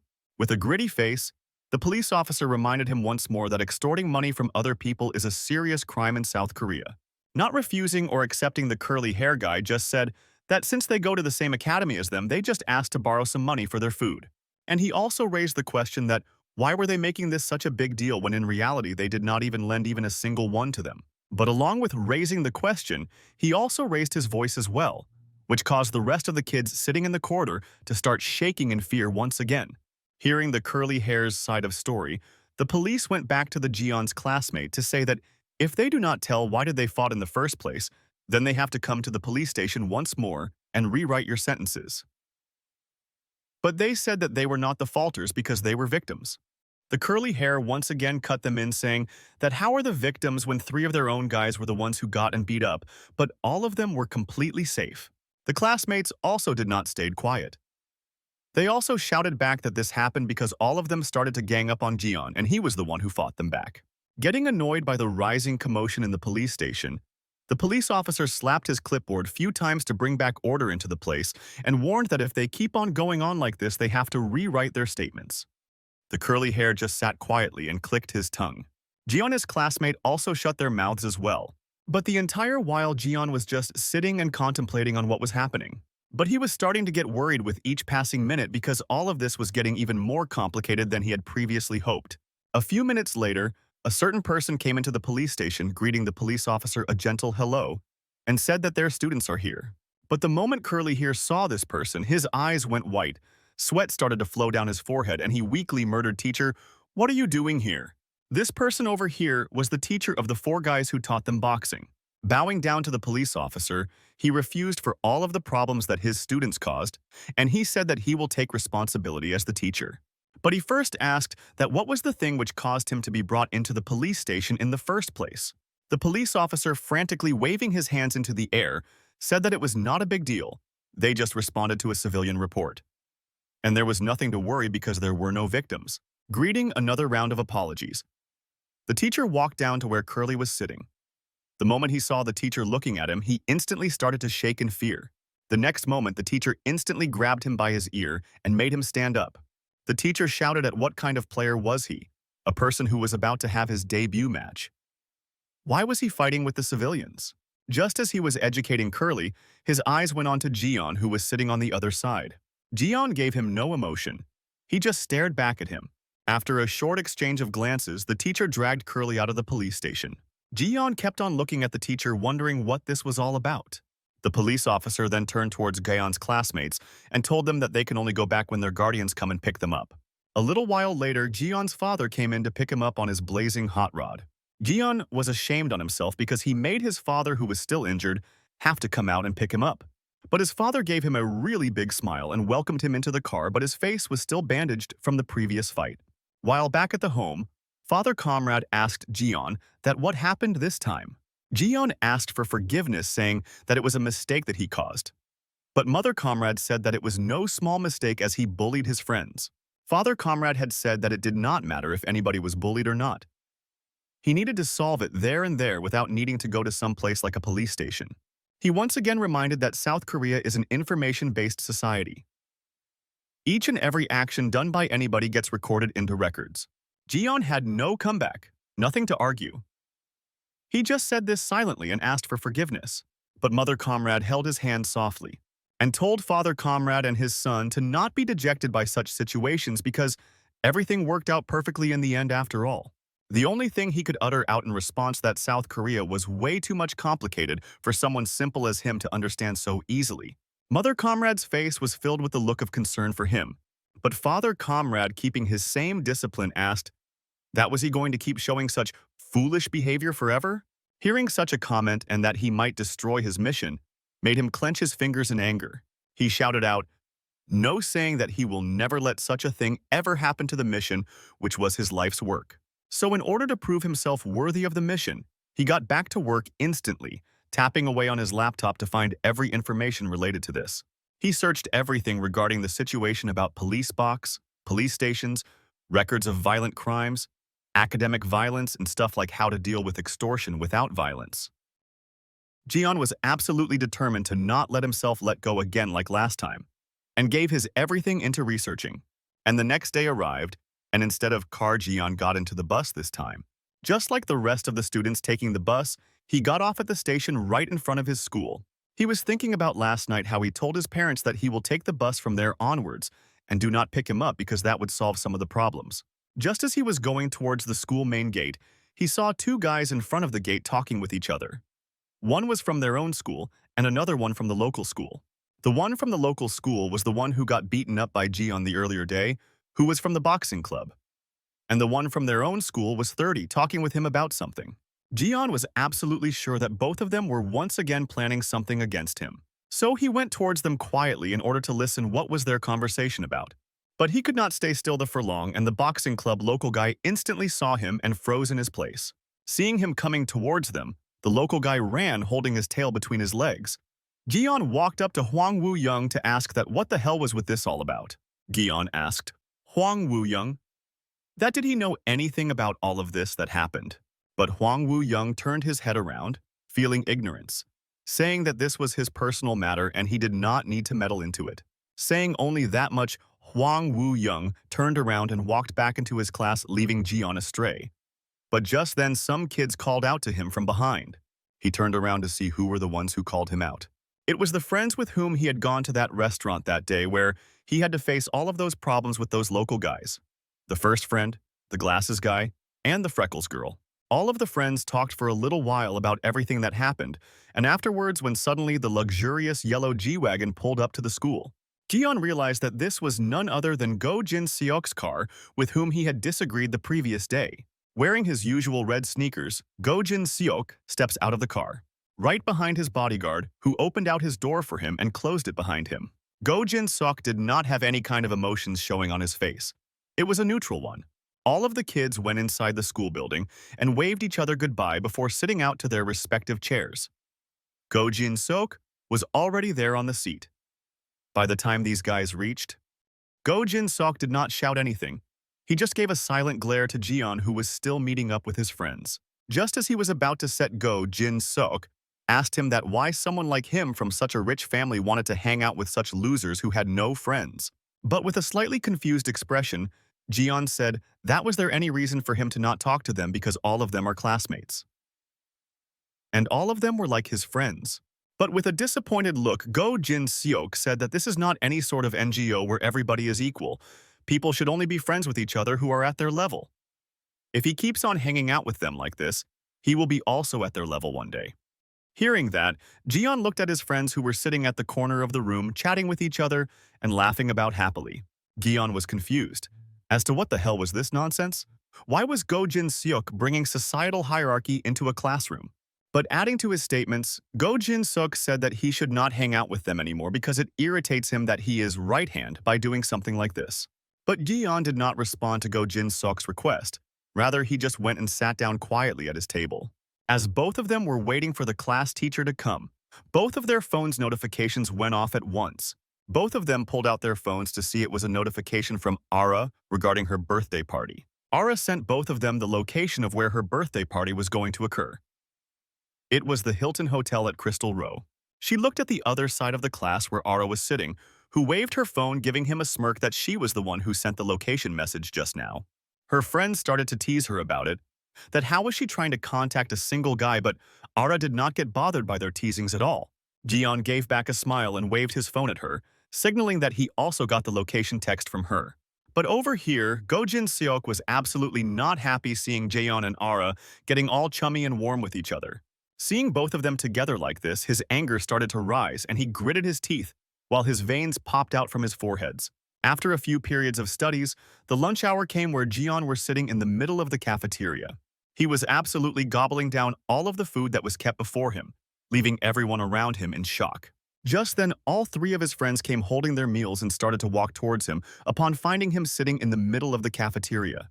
But just as they were going to call out to him, Go Jin-seok came in holding his own meal, went in between them, and silently ordered all of them to move out of his way. The first girl got shocked, gave a bow down, and moved out of his way instantly. And seeing that Go Jin-seok was walking towards Gion to sit along with him, all three of the friends walked away, finding their own place to sit and eat together. Just as Gion was stuffing his mouth full of food, Go Jin-seok came and scolding him that he should not give any kind of openings to these losers, otherwise they will try to chummy up to him. Go Jin-seok kept on lecturing him that just because he was a little bit too soft on everyone was trying to find some way to cling to him. Go Jin-seok, letting a little bit of disgust show on his face, said that poor kids are animalistic like hyenas. They will literally find anybody that is rich, cling to them, and leech off of them. Gion, realizing that he was bad-mouthing his friends, he came back to his serious self, but still did not say anything. In between the tense stalemate, Ara jumped in between the conversation asking him that was he able to successfully receive the notification that she sent earlier about her birthday party. And she specifically told him to come to her birthday party this weekend, which was happening at the location. Gion, with a big smile, agreed to the invitation that he will go to her birthday party next week. Thus, he and Ara waved each other goodbye, and they went on their separate ways with the followers following Ara. Just as the group was going, some of the followers told Gion that he was so lucky because Ara never has her eye on anybody she sees. Seeing the sea unfold in front of him, Go Jin-seok just gave out a big sigh, as if he was really disappointed from everything that was happening. Showing off this rage, Gion slammed down his spoon on the table in anger and walked off without even touching his entire meal. As if show some sort of superiority, Go Jin-seok told him to clean his table after he has left. His plate was completely untouched with all the meals still left as they were brought in. Gion wondered that what was this all anger was about. But seeing his plate left with untouched food, Gion got extremely angry. He started to curse Go Jin-seok, in his mind saying that living in capitalism has caused him to disrespect and throw away these kinds of food. So, in retaliation, Gion dumped all of Go Jin-seok's food onto his own plate and started to eat all of them, saying that one should never throw away even a morsel of food. Thus, the day came to an end, and all of the luxury cars lined up in front of the school gate in order to pick up their respective young masters and misses. But since Gion had told his parent to not pick him up with a car and that he will go in the bus, he called out to his friend to go together with him. But the next movement, Go Jin-seok came running in from far behind and clashed with his shoulder really hard. Standing in front of him, he told Gion to not associate with these losers and instead come into his car. He will give a ride to his home. Thinking for a moment, he refused the offer, thanking him, but told him that since he had promised his parents and his friends that he was going to take the bus, he cannot take the car. Giving out a big sigh, he pointed out to his bodyguard to come over, saying that he turned around and began to threaten Gion to get into the car just as he has ordered it. Gion's classmate friends began to shake once more on being threatened like this and could not say anything. Seeing that him being around his friend was causing all of them a lot of trouble, he was reluctant at first, but gave a big sigh and finally agreed to get into the car with him. The bodyguard bowed down to Go Jinsok, thanking him for the work he had done at school. Everybody got in, but the friends stood at the corner quietly watching as Gion went away. As they were going to the destinations, Go Jinsok once again told that why was he refusing his orders to not hang around with those three losers. Jiyeon was completely confused at this point that what was causing him to get so prickly about those three. What had they done to him? And adding it to his orders, Go Jinsok also said him to not come to Ara's birthday party this weekend. Upon asking why did he have to follow that, Go Jinsok said that he was really annoying to all of them, so he should not come to the birthday party. Gion got angry on Go Jinsok for being so vague and asked him for a clear explanation about what was all this about. Getting annoyed, Go Jinsok let out his true feelings that he was getting jealous that Ara was getting so well together with Gion. Gion was absolutely surprised upon learning his motive that it was all due to jealousy. Jealousy that Ara and him were getting much closer than Go Jinsok wanted to. Trying to explain himself, Go Jinsok said that his family and Ara family have deep connections. Not understanding what connections Go Jinsok meant, Gion started to think that this might be some sort of code that high-class people used among themselves. But what Go Jinsok said told that it was not that complicated. He was just jealous that the girl he was going to get together in the future is showing interest in someone else like Gion. And it was angering him a lot. It was all down to pride, ego, and envy. Go Jinsok's pride was being hurt. That's why he was acting all jealous like this. Gion absolutely got surprised upon seeing the truth all laid out bare before him, and went silent thinking of what to do now. Turning around his head, he began simulating all ways he can confront about this to Gion. But at the end, he realized that rather than beating around the bush, it was better to come out straight.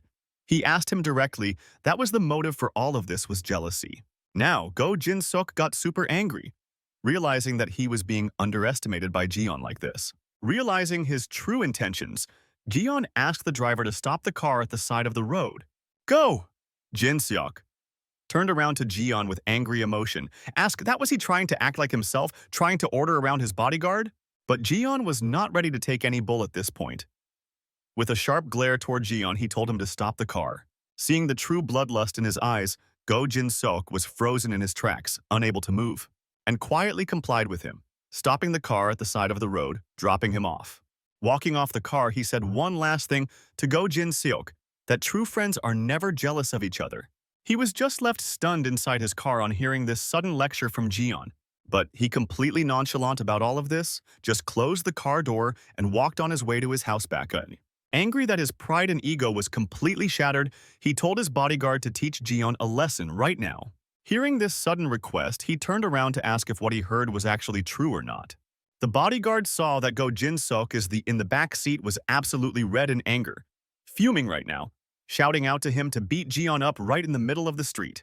But contrary to what Go Jinsok thought, the bodyguard refused to do anything like that because he straight up said that beating up somebody was not his job.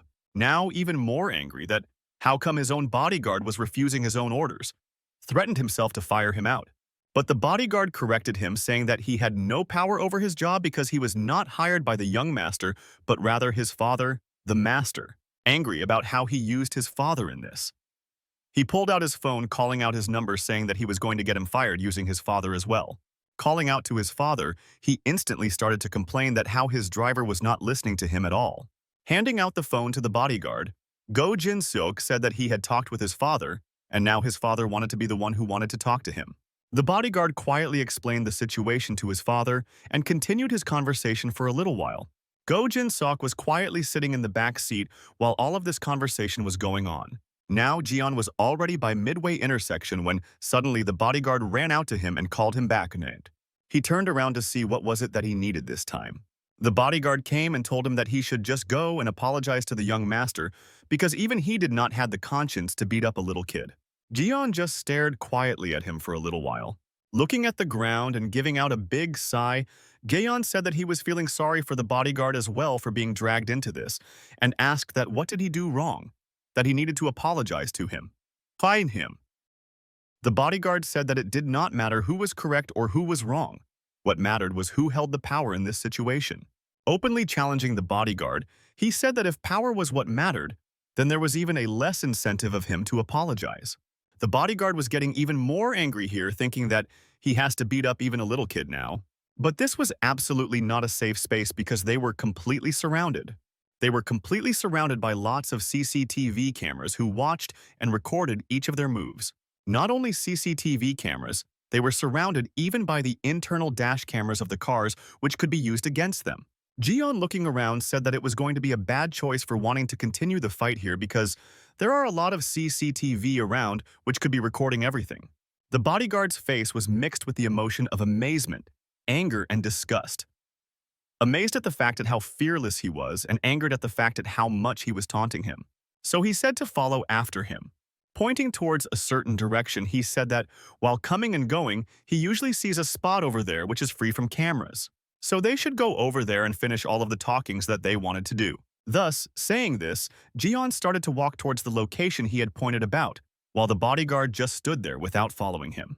But instead, the bodyguard turned around, getting ready to go back to his own car. Without any fight or commotion, he quietly went and sat inside the car. Go? Jinsok's face was completely filled with surprise as to why his strong bodyguard and driver came back without being able to comply Jiyeon. He asked the bodyguard that what was he doing? Why did he come back without doing anything? He sent to teach him a lesson.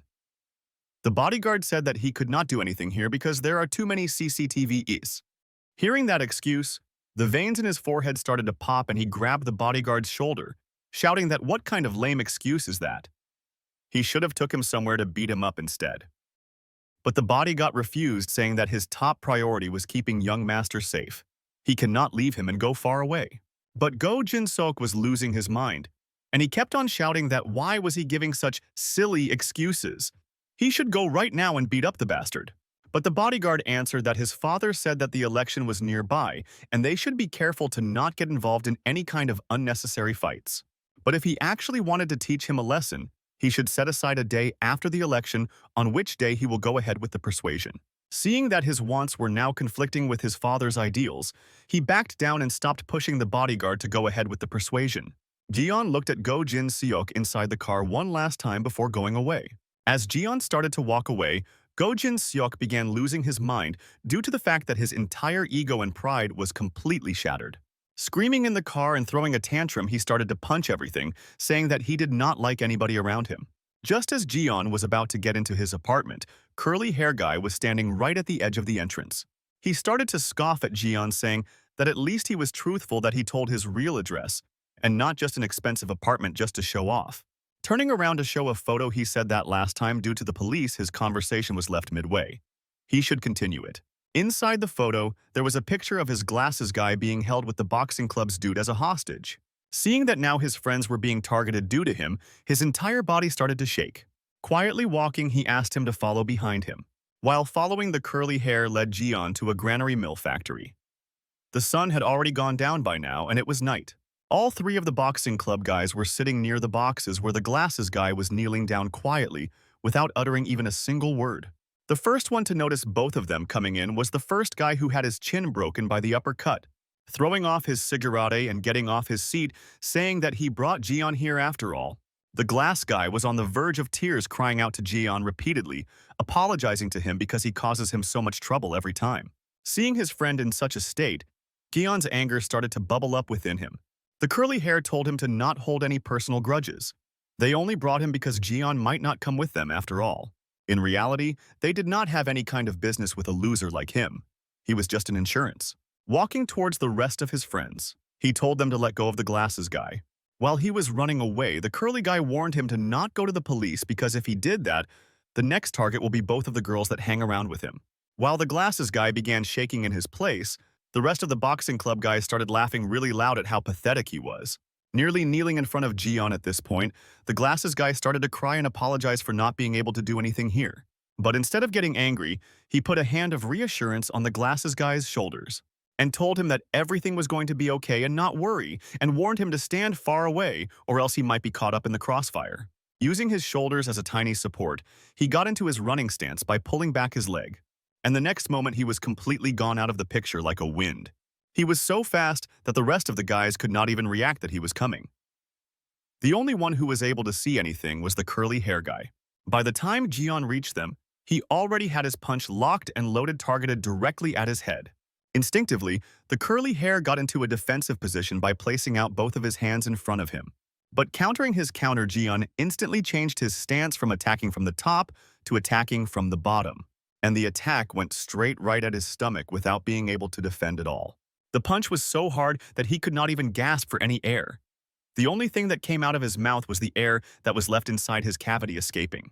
Just with the force of the punch, the curly hair was completely thrown to one of the boxes behind. Upon contact, the force caused him to break some of the wood beams, and he instantly got knocked out on the spot then and there. The rest of the guys could not even comprehend what just happened in front of them. But Jian was not going to let them catch their breath. He instantly used another one of his roundhouse punches on the next guy's stomach, and the next super strong elbow strike on the other guy's stomach.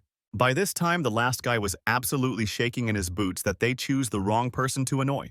But at this point, Jian had got completely instinct-based. He was not thinking, not saying, not even looking, trying to get some kind of edge over him. The last guy started to run to punch Jian in his head. But he did not need to even charge a punch. He easily countered him by just giving him a knuckle slice on his cheeks. And thus, within just 10 seconds, the entirety of the boxing group, all 4 of them were knocked out cold. The glasses guy got to see just how ferocious his friend actually was. Just what kind of a monster Jian was. By now, Curly Hair was starting to gain some of his consciousness, when he was completely horrified of the scene that had unfolded in front of him.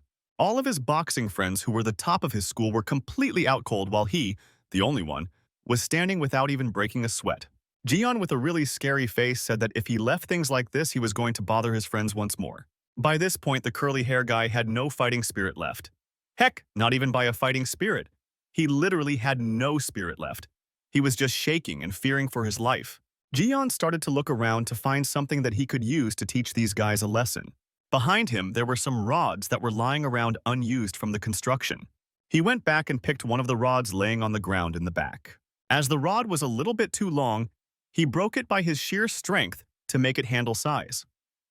Just the snap was enough to send a wave of shiver through the curly hair's body. Holding out the broken piece of the rod, he pulled out some splinters that were stuck inside of it. Seeing that Jian was bringing out small needles, Curly Hair was continuously losing his mind due to fear. And now that he had no need for the rest of the rod, he threw it back on the ground. This another snap caused everyone lying on the ground to start to shake. Over here, the Curly Hair was barely trying to master up his strength and stand, using the wooden crates behind him as a support. Whereas Gion continued to walk slowly towards him. He said that if he did something bad, then he is going to use his influence to not leave him alone. But just as he completed the sentence, Gion grabbed his jacket collar and yanked him down onto the ground with full force. Pinning him down and getting on top of him, he pulled one of his hands back up, saying that he is going to do something to him which is going to affect every time he plays his favorite thing, his boxing. Gion started to put in a lot of force into the curled fist of the Curly Hair. This force caused his hands to open up into his palm. Gion took one of the needles and brought it near to one of the nails of his fingers. But before he was about to do anything, he asked his spectacled glasses guy to wait outside for a little while. Now, at this point, even more afraid of his friend rather than the basketball guys, he quickly complied with him and ran away. And thus he started his punishment by saying that he will show what happens if he touches his friends. Although it was not shown what happened, but basically Gion jabbed all of the wooden needles right into the nail beds of the Curly Hair. And the glasses guy was only able to hear his screams from outside.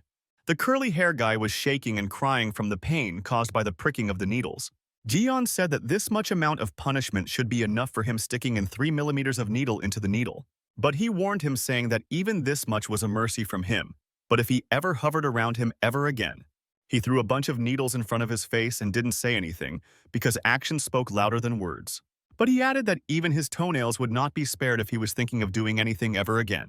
Gion leaned into the Curly Hair's ears, asking him that did he clearly understood his instructions, and also said that after this is going to be their last meeting ever again, saying that Gion dropped his body onto the ground. Just the thump of his falling down caused the rest 3 to jerk a little bit. After his job was done, Gion just quietly left the warehouse. Among them, one of the guys lifted up his head to see if the stage was clear or not, to check if Gion had left the area. Realizing that he had left the area, everybody gave out a relieved sigh that they were saved. Seeing the condition Gion left the guy in, he started to wonder if the actions he took were too harsh for a little kid. But just as he said that, he got reminded of the training that he had to go through in the North Korean intelligence agency. Little kids were tied to the trees like objects left hanging, left dehydrated, starved, in order to build resilience, in order to make sure they do not break down. But unfortunately, he was not the only one. A lot of other kids were also tortured like this in the name of training. Among them, there was another little girl left hanging on the trees, who had the same amount of fire left in her eyes as Gion. Back in the present day, Gion shaked his head trying to forget the traumatic past that he had to go through. Now going to the glasses boy, he told that he had taken care of all of the guys and there was nothing that he needed to worry about now. But the glasses guy was just standing there petrified without moving. Gion, not realizing that the glasses guy's reaction was caused due to his own actions, he thought that maybe he was too traumatized by the basketball guys. Trying to rectify the situation, he put his arms around the glasses guy saying that he should not talk to anybody about this, but he just started to shake thinking that Gion was trying to threaten him. But knowing that he had no way out of this, he just quietly agreed to his terms. Changing the topic, he asked him that did he have his lunch by now. But the glasses guy refused, saying that he was hungry. So Gion offered that both of them should go to their original place from where all of this started. Now it was the next day of the school. Gion was seated in his own seat at the corner and three of his classmate friends just came into the room. Looking at both of the girls gave him a warm smile and a wave, but the glasses guy was quiet. Gion returned back the wave with a big smile as well. But the glasses guy began to shudder, remembering the events regarding yesterday. But not wanting to show that he was afraid of him, he just quietly gave a weak smile and a weak wave. Looking at them, Gion was happy that none of them were injured or targeted in any way. He looked towards the other side of the room where Hwang Woo-young was sitting quietly to himself without meddling with anyone. Looking at him, he went into another episode of flashback of when he and the glasses guy went to the restaurant to eat afterwards. In the restaurant, the glasses guy was completely crying, eating and shouting, saying that how those bastards had dragged him from his way home, which made him really scared. Gion began to think, realizing that even though he had dealt with the source of the problem yesterday, all of the connecting links were not cleared up till now. For example, links like how Hwang Woo-young was related with those boxing guys. Gion was conflicted with himself because he wanted to clean this entire problem at once, but he did not want to fight anymore. Just then, Go Jinsok came into the classroom. Go Jinsok went straight to 30, asking him that he was going to need the gym for a fight, so he should keep it reserved. He looked towards Gion, indicating that he had gotten the permission for the fight between the bodyguard and Gion. It didn't take him very long to understand what this was all about. Realizing that he could fight someone else legally in a protected environment brought a small smile to his face. He was smiling even more because this progression of event was going to help him make things happen way easier. But just as Gion was grinning looking at the future, Hwang Woo-young refused, but he cannot make something like that happen now. Go Jinsok is confused as to what suddenly happened to this guy now. Began to explain that since his father was hospitalized, he did not want to take any kind of additional load on any other things for a while. Realizing even this source was cut off from him, he just quietly clicked his tongue and did not push him any further. Gion began to mock Go Jinsok. That was he angry now since things were not going according to his own way. But apparently, this taunt was able to get into his skin and he said that once he finds a safe space, he is going to kill him. Gion just caught up and nonchalantly said that it's okay. He is going to face him any day that he wants to face. Go Jinsok was absolutely filled with anger with veins popping on his face, realizing just how belittled he was getting from Gion. But in reality, Gion had another job with someone else. 30. Walking up to 30, Gion asked him that why did he do all that with the glasses guy? Why did he include an innocent bystander? But Hwang Woo-young tried to feign ignorance in front of Gion, trying to act as if he did not know what he was talking about. Grabbing his shoulder with immense force, Gion leaned down to talk to him and said in his ears that if he ever touched his friends ever again, it did not even take Gion to finish his sentence before Hwang Woo-young quietly obliged to him. And he also told him to allow him to use the gym because he needed to clean all of the mess. Hwang Woo-young could not even raise a single word against him. He just quietly accepted what he wanted. Looking at how confident Gion was, Go Jinsok was losing his mind on the amount of disrespect he was showing. After the school ended, all three of them went to his father's sports company, TJ Sports Company. Giving out a big sigh, the bodyguard thought to himself that what days have come that he now had to fight kids even.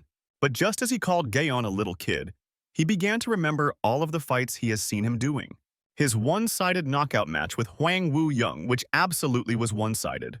Thinking to himself that even though he was calling them a kid, the level of fighting prowess was absolutely not comparable to a kid. He also got reminded at how much real bloodlust Gion was carrying in his eyes, completely unexpected from a little kid. But even then, he was not that much worried because he knew that he was not going to lose from a high schooler no matter how good they are. But just as he was getting ready to walk to the gym, a certain person started to come towards him. This person had a great deal of respect by the bodyguard since just seeing him, he froze in his place. It was a fit-looking man in his 50s wearing a long leather coat. On seeing the bodyguard, the man wished him a good day and said that it has been really long since they have last met because the last time he heard about him was when he left the company. The bodyguard bowed down and apologized for leaving the company abruptly, but the person said that it was their own fault after all, so there was nothing to worry about. He went on to explain that even though their job held such a high significance, the amount of money that government was giving them was no way in hell sufficient to keep someone working that job. Trying to continue his small talk, the person asked the bodyguard whether his mother was okay or not. He was shocked as to how was he able to know about her mother. The boss answered that he kept every information of every field operative he knew, and he was among the very good ones. The bodyguard apologized once again, saying that he could not even tell him about that since he had gone overseas. The person said that there was nothing to be sorry about because they themselves don't know where they will be at any moment. But the bodyguard asked that what caused them to come back to South Korea once more. Not revealing a lot of information, he just said that it was some national business. He started his investigation by asking whether he knew about the situation regarding 30's father. The bodyguard said that he read an article about half 30's father fell into a coma by brain hemorrhage. But the officer said that even though the article was written that way, reality was much more different, which is why he was sent to investigate. The bodyguard was absolutely shocked upon this new revelation of information. The officer added that the handiwork seemed like the work of the famous Shadow. The bodyguard's eye was left completely wide by just hearing the name once.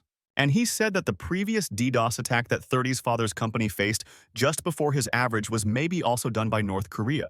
And it was speculated that the suspect for the attack was none other than Zero from North Korea. Hearing another big shot name, the bodyguard kept on sweating bullets. Now, he revealed his true intention of investigation. Shadow and the hacker Zero, two of the top-level performers who suddenly disappeared 10 years ago. Instead of targeting someone high like president or prime minister, they went after some mediocre company. Why was someone who has been chased by everyone worldwide attacked such a small company? The bodyguard was being kept on getting surprised by all these revelations of information. Revealing all of those information, he bid him goodbye, saying that it was good to meet him, and that for his work he will write some report and head it back. Just before the officer went away, the bodyguard wished to himself that the officer would retire safely. But the legendary figures that they were talking about were sitting just right there. The legendary hacker Zero was none other than Gion's father, and the deadliest and most feared assassin. She was none other than Gion's mother. Now, back at the gym, the boxing ring was empty, and all three of them had got into the positions. Gion was wearing his gloves for the match. Go Jinsok was grinning loudly, waiting for the outcome. And the bodyguard was stuck in self-contemplation, thinking how pathetic he was that he had to fight kids even. At this point, even the high amount of money also did not sway him. He thought to himself that all of this circus was already too much. He needs to quit now. After setting up the gym for the fights, Hwang Woo-young just stood up and said that he was going to leave. Go Jinsok. Grinning told him that why was he leaving so early, he should just stay and enjoy the match. But with his sour expression, Hwang Woo-young said that he lent him this gym. He even dropped him off after doing all that he wanted even more.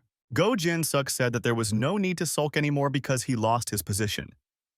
He said that after he destroys Gion, he is going to invite him for his right-hand man position again. Gion was just confused looking at all of the weird hierarchy exchanges. But now that his father was not there to force him, Hwang Woo-young had no interest or excuse to stay together with Go Jinsok anymore. So he just refused. Go Jinsok spat on the ground, saying that once he has regained his position back, he will set everyone straight one by one. Gion cut in the conversation, stating his condition that if he won against his bodyguard in this spar match, he will become his lackey in return. Viens started to pop from Go Jinsok's forehead, looking at how disrespectful these guys were being to him. Walking towards him, he stated that a condition like this was going to be necessary, because if he did not set any kind of rules or boundaries, he was just going to bring more and more guys until he could have beat him. Standing face to face with his spar partner Gion, said that to not get stuck in a perpetual cycle of fight, he is going to set this one as the last one ever. But Go Jinsok started to mock him, saying that he could stop dreaming about what is going to happen as he was never going to win, because his bodyguard was a former NIS agent. Hearing about a position he had learned back in his training, Jion instantly got interested about the strength of South Korean military. Giving a final warning for the last time, the bodyguard said that if he went and apologized to Go Jinsok right now, then he will act like nothing had happened. Getting a little bit annoyed by this offer, Jion said just how less of a pride he has to give off a like this. But he continued to mock, saying that he must not be having any pride in the first place, as he was getting paid by company to beat up kids after all. But the bodyguard did not take in the taunt. He said that although it might look like that, he also does not want to fight him in any way. That's why he was giving that offer. But Jion started to scoff, saying that he does not want to back down and he will never apologize. Hearing that there was no way out, the bodyguard gave out a big sigh and apologized for any injuries that he was about to cause and promised that he would go easy on a little kid. But just then, Jion's kick came flying at his face. Using his instant reflexes, he was able to sway his head to the side, avoiding his kick just by an inch. The bodyguard was absolutely surprised by his speed. Although he knew that Jion was a good fighter, he never knew just how much of a good fighter he was. Using the momentum of his kick, Jion was able to stand back up. Not letting the momentum die, he began to spin his entire body once more, and gave another roundhouse gift directly at the bodyguard's body. But the bodyguard was able to barely grab on by holding his hand as a shield. Quite surprised, he exclaimed at how the bodyguard was able to block both of his kicks. But for the bodyguard, it was not easy at all. He had to use all of his strength, as Jion was far stronger than he had anticipated. Seeing his own bodyguard falter for a little bit, Go Jinsok started to get worried about what was the progression of the match was going to be. He congratulated Jion on having some amazing final techniques, and he was impressed. But according to him, if anybody tried to attack with half-learned techniques, then it is only going to backfire onto them, and they are going to get hurt. Jion stood back for a little while, trying to reimagine how he would fight, because this guy is far better than all of the punks he had to fight before. He even went on to think that winning here might make him look really suspicious, so he might also try to lose here willingly. But Go Jinsok, having no information on what was happening, shouted out to his bodyguard to not laze around and destroy Jion quickly. But getting reminded of Go Jinsok, Jion realized that he cannot lose on purpose, otherwise it is going to give this guy a huge edge. He realized that using petty attacks like this is not going to affect him anywhere. He needed to change his tactics. He changed his attack pattern stance by pulling his right leg to his back, making his foot stance a diagonal. This was a much serious stance that is only directed at someone with whom he was not planning on playing around, because he was absolutely ready to see the skills of South Korean military to see how far they are. But over here, the bodyguard kept his stance just as normal as before, because he was still thinking of Jion as a little kid, and with whom he has to easy on. This time, he aimed a direct jab at his face, which he was barely able to avoid. Looking towards his side, the bodyguard realized that this time he was not planning on punching him anymore. It was a puncture move. Jion was in fact using his finger to target the bodyguard's eyes to puncture it. The bodyguard was standing processing the sudden change in fighting style, but Jion did not give him a single opening and went in for the next time. This time, it was another single punch aimed at his head, which the bodyguard swayed his head to avoid. After being able to dodge 3 attacks from Jion, the bodyguard now went on the offense. He grabbed onto his collar, and he also grabbed onto his dominant arm on locking him into place. So now both of them were stuck in sort of a stalemate, with none of them being able to move forward. Using this opportunity, the bodyguard yanked Jion off the ground towards a roundabout throw, but he was able to prevent himself from being thrown off by locking up both of his legs into one leg of the bodyguard.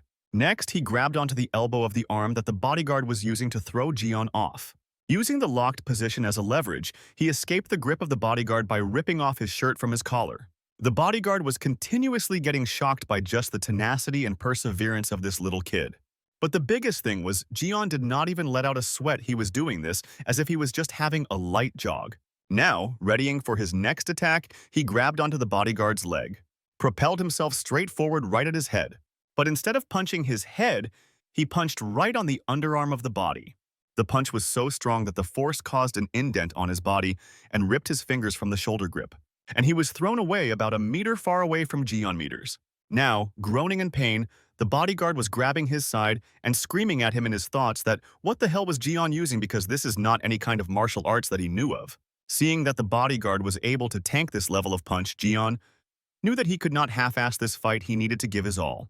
Now that both of them were taking a little bit amount of time to catch their breath, Go Jinsok over here was getting impatient and shouting to his bodyguard to stop stalling and kill him.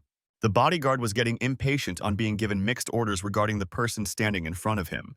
Being annoyed by him, Gion just gave him a sharp glare without uttering even a single word. The glare had enough bloodlust in it that it shut Go Jinsok right up, freezing him into his position. The fight started once more. This time, the bodyguard took the offense and started dashing right at Gion. As a counter, he tried to cancel out the momentum of the bodyguard by putting both of his palms on his shoulders. Although he was not able to stop the momentum, he used it to push himself back, taking himself out of the reach of the bodyguard's attack. Now in a stalemate, Gion to go on his next attack through his leg as a kick right through the face. But the bodyguard, anticipating this, kneeled down immediately, bringing his head to the side, narrowly avoiding his knee punch. Next, he grabbed onto Gion's shoulder as the first place to put his footing. Next, he took the second arm and put it right under his leg to lock him into a stalemate. Now that he was stuck in the locked position, the bodyguard picked him up in order to slam him onto the ground. But Gion was able to cancel the throw by interlocking both of his legs between the bodyguard's neck. And using the momentum, he spun himself around, causing the bodyguard to lose his balance and fall as well. So, instead of getting slammed on the ground, he was able to reverse the situation and slam his spar partner on the ground instead. But no matter how hard Gion tried to squeeze around the bodyguard's neck, he was not passing out. He was absolutely shocked at the raw strength of the bodyguard that he was able to endure a chokehold like this. Knowing that there was no counteract from this, he instantly left him over there and jumped back few steps. Catching his breath, the bodyguard was able to stand up back to his own position.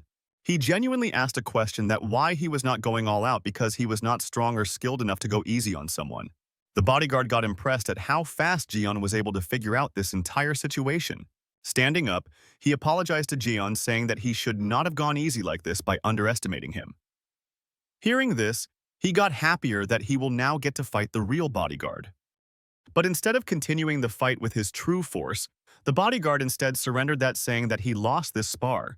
This reply left Gion stunned for a little while, whereas Go Jinsok over at the side corner was losing his shit on hearing this. The bodyguard further continued, saying that since he lost the match, he does not need to apologize to the young master. Go Jinsok kept on shouting from the side of the ring that what bullshit was his spewing out. He should just fight until both of them passed out. How can he give up like this? Losing his cool, he has continued on screaming that if he kept on going like this, he was going to get him fired. He did not take the insults any longer and just told Go Jinsok to be quiet. Just one word for him was enough to freeze him in his place. And he continued saying that he did not need to bother about the job position anymore because he was going to submit the letter of resignation by himself only. Go Jinsok was just left aghast and silent by the way things were progressing in front of him, saying that he began to leave the gym.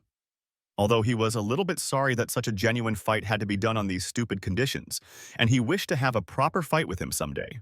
Gion also gave a slight smile, knowing that both of them have considered each other to be like friends now, just by talking with each other through the language of fists. Now he turned his attention towards Go Jinsok, who was shaking at the side of the gym.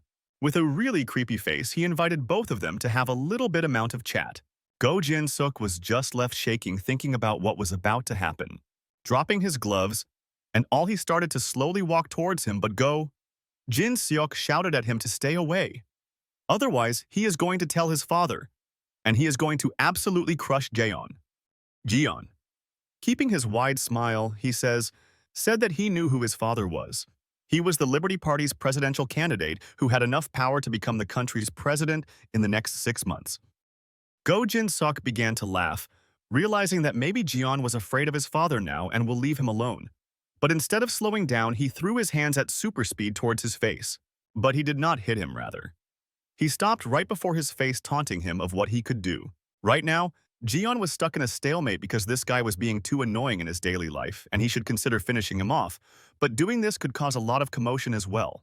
So not wanting to destroy his peace life, he just put his hand down and started to walk back. While still sweating buckets, Go Jinsok began to laugh, saying that he took the right decision of not angering his father. This last taunt was the breaking point for Gion. He knew that he had to do something, or else this guy will not shut up. He slammed his hand on Go Jinsok's face, slamming him on the cage beam behind him. He was so afraid of this point that he started to make grunting noises due to fear. Gion began to laugh, saying that, how can a guy who is always so high and mighty all the time be so scared at just a single attack? Trying to act strong even now, Go Jinsok said that he can only try to scare him off like this, but in reality he cannot hurt him in any way. Making a slight confused expression, he asked, Go Jinsok, that was he trying to tempt him or challenge him? Saying that, he quietly brought his hand near his nose and mouth, closing off his airways. Within few seconds, Jian was unable to breathe and began to asphyxiate. In desperation and fear for his life, he grabbed onto Jian's arm to make him release. He desperately began to pat him as he was losing his air rapidly. Realizing that Jian was not about to let go, he began to scream through his closed mouth. But Jian was just standing stoic without any expression, still holding on to Go Jin-seok's face, blocking his breath. Go Jin-seok began to asphyxiate to the point he began to tear up, and there was literally no amount of flight left in him. But even now, Jian had not let go and go. Jin-seok slowly began to lose his consciousness. Realizing that it might go too far, Jian left his mouth and Go Jin-seok took a big breath, gasping for air. He said that he was going to stop right now because this much amount of education was enough for him, while Go Jin-seok was continuously coughing, trying to catch his breath. But now that he was able to scream once more, Go Jin-seok shouted that once he was going to tell his father about him, he is not going to let him live. Jian realized that this much education was not enough. He blocked his airways once more. While Go Jin-seok over there was desperately screaming for his life, Jian was standing here thinking just how many tries it would need to break him down. After releasing his mouth for the second time, Go Jin-seok still had some fight left in him and kept on saying that he was going to complain his father about this. Jian again gave out a big sigh, as 2 times was not enough for a guy as hard-headed as this.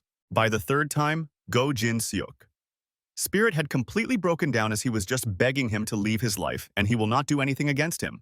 But Jian with a cold voice said that his eyes did not seem broken yet, which means he was going to cause a lot of trouble once more. But Go Jin-seok literally did not have any power to even fight back this accusation. He just said sorry continuously over and over again, finally realizing that his spirit has been completely broken down and he is not going to be troublesome again. Jian finally let him go.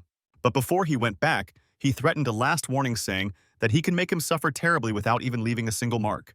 And if he causes even a single kind of trouble for him or his friends ever again, every day is going to be even worse than hell at school. Go Jin-seok just stayed silent and accepted his defeat and did not say anything. But Jian knew that Go Jin-seok was up to no good. He was just being silent right now, but the moment he was in his own family's protection, he was going to utter everything. Showing a really scary face, he said that it did not matter whom he went and said he was not going to cower in fear. For Jian, the purpose of coming to this country was to make good friends and study and go to a good university, and maybe get a good job, have a good family, and eventually reach high positions. But just as Gaeon said, Go Jin-seok was up to no good. As he was plotting in his mind that how was he going to destroy Jaeon's life. But it was clear as day to Jian what he was thinking, and he said knowingly that if he ever interferes in his life ever again, without saying anything anymore, he just put his hand on the top of Go Jin-seok's face once more. And as for Go Jin-seok, the hand felt like a monument, an immovable object against which he was completely powerless. He covered his place and began to scream for mercy. Just in that moment, Hwang Woo-young came running into the gym and shouted Jian to stop. He requested Jian to stop, saying that it was good enough he had learned his lesson. Running over towards Go Jin-seok, Hwang Woo-young gave him a hand, helping him to stand on his leg. Jian gave him a light chuckle, saying that, how did it felt after the roles were reversed? After all, this is what they both used to do. Hwang Woo-young just quietly accepted his mistake and promised that he was never going to harass anyone ever again.